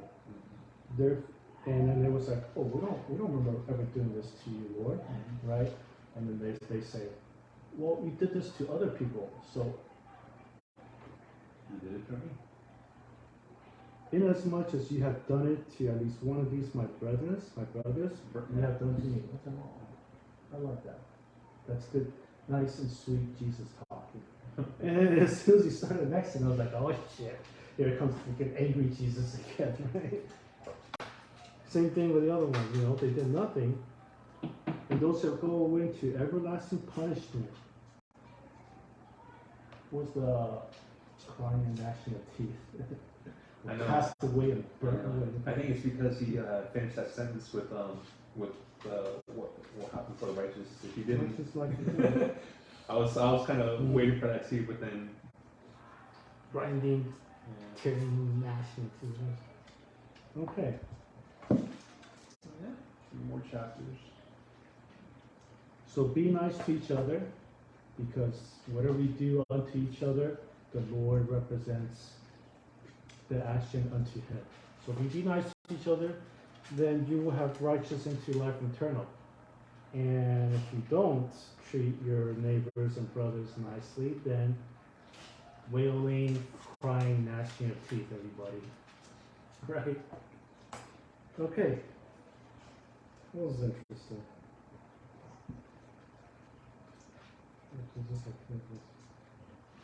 26 cents. 2 more chapters from Matthew. Over, right? 3. 3. 26%, right? All right. JC, you there? Yeah. Take us Yes, out with sir. a prayer, please. Yeah. Okay.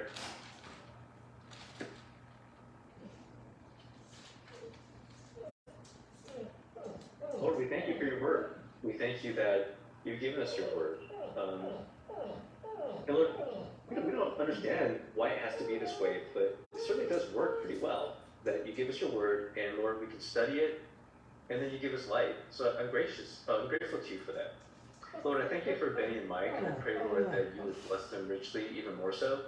Lord, as we go into understand you through your word, I thank you for Irene and just her faithfulness. And so, Father, I thank you for giving us the opportunity to just come and study, get to know you more. So, Lord, we pray that you would give us a good week. Lord, you especially bless Irene and her health. That, Lord, you would continue to give Mike more wisdom and peace as he studies. And, Lord, that you will help Benny, Lord, in his with his family and his work and throughout his week as well. So, Father, we pray for you to keep us safe. Lord, we ask that you would keep us healthy. And, Lord, we ask that you help us to enjoy you. So, Father, again, we're so thankful for you, and we hope that, Lord, we can not only enjoy each other, but that, Lord, we will enjoy you the rest of this weekend. So we give thanks to you again, and pray this in Jesus' name. Amen. Amen. Thank you. Thank you. Hey, Jason. JC, if you have another minute, I Yeah. want to pick your brain and also get your mic as well.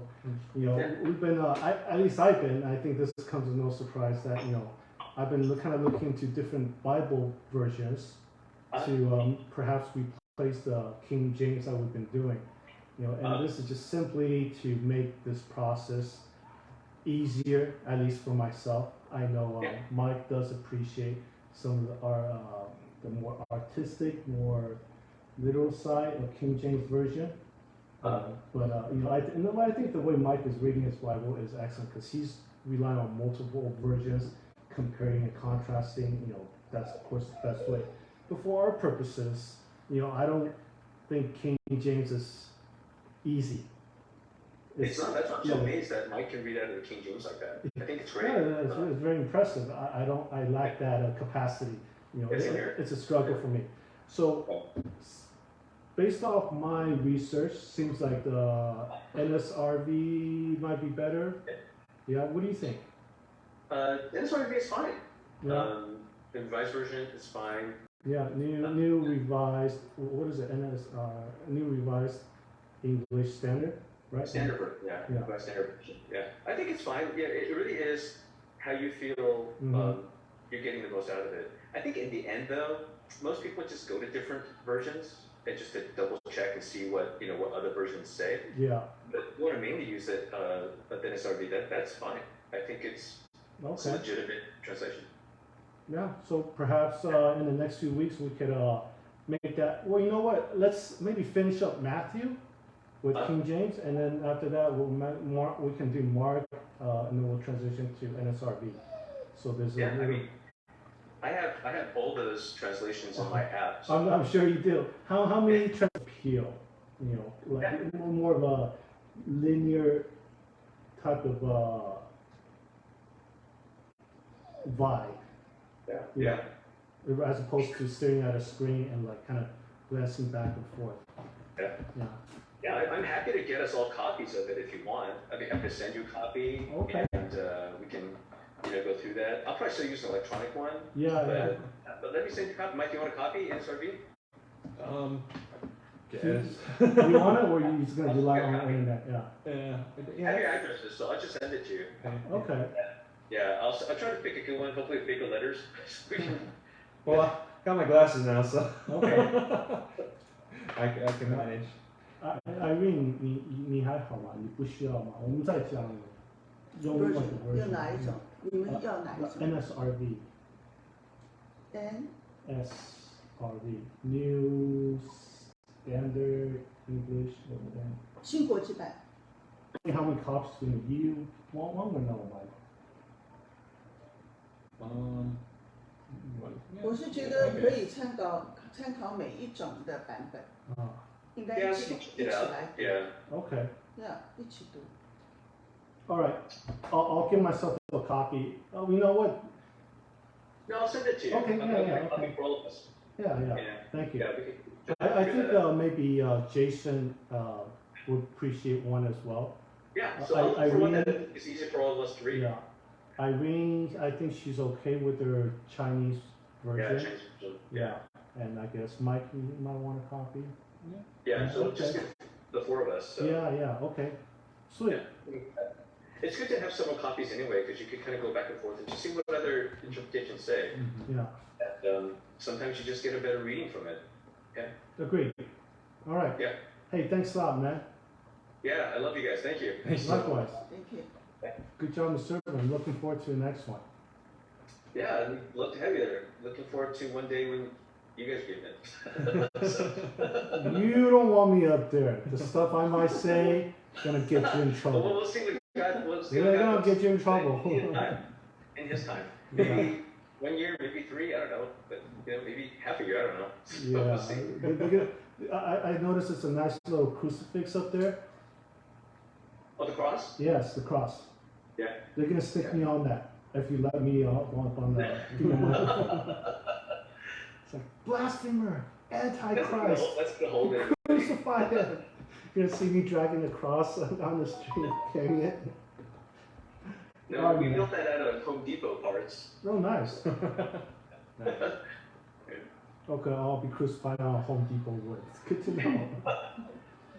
All right, till next time, man. Take it Yeah. easy. All right. Thank you. All right, bye. Okay, bye. Right. See you. Bye. Bye, Yeah. Jason. Thank you. All right. Bye. Facebook family friends, thanks for joining us today. I hope this microfoot thing is an improvement over before in terms of quality, but I don't know. I guess I'll go home, watch it, and see how it goes. We're getting close towards the end of Matthew, but in about 3 chapters, I would like to switch over to a different version. Seems like NSRV might be the better way to go, at least from a Bible study perspective. So we'll give that a shot, and hopefully you guys will continue to join us. I think this King James version is it has its artistic merits, but yeah, for me, it's a challenge to read through. So bear with me while I struggle through these 1,000 arts. But until next time, bye everyone. Just write down the version for me.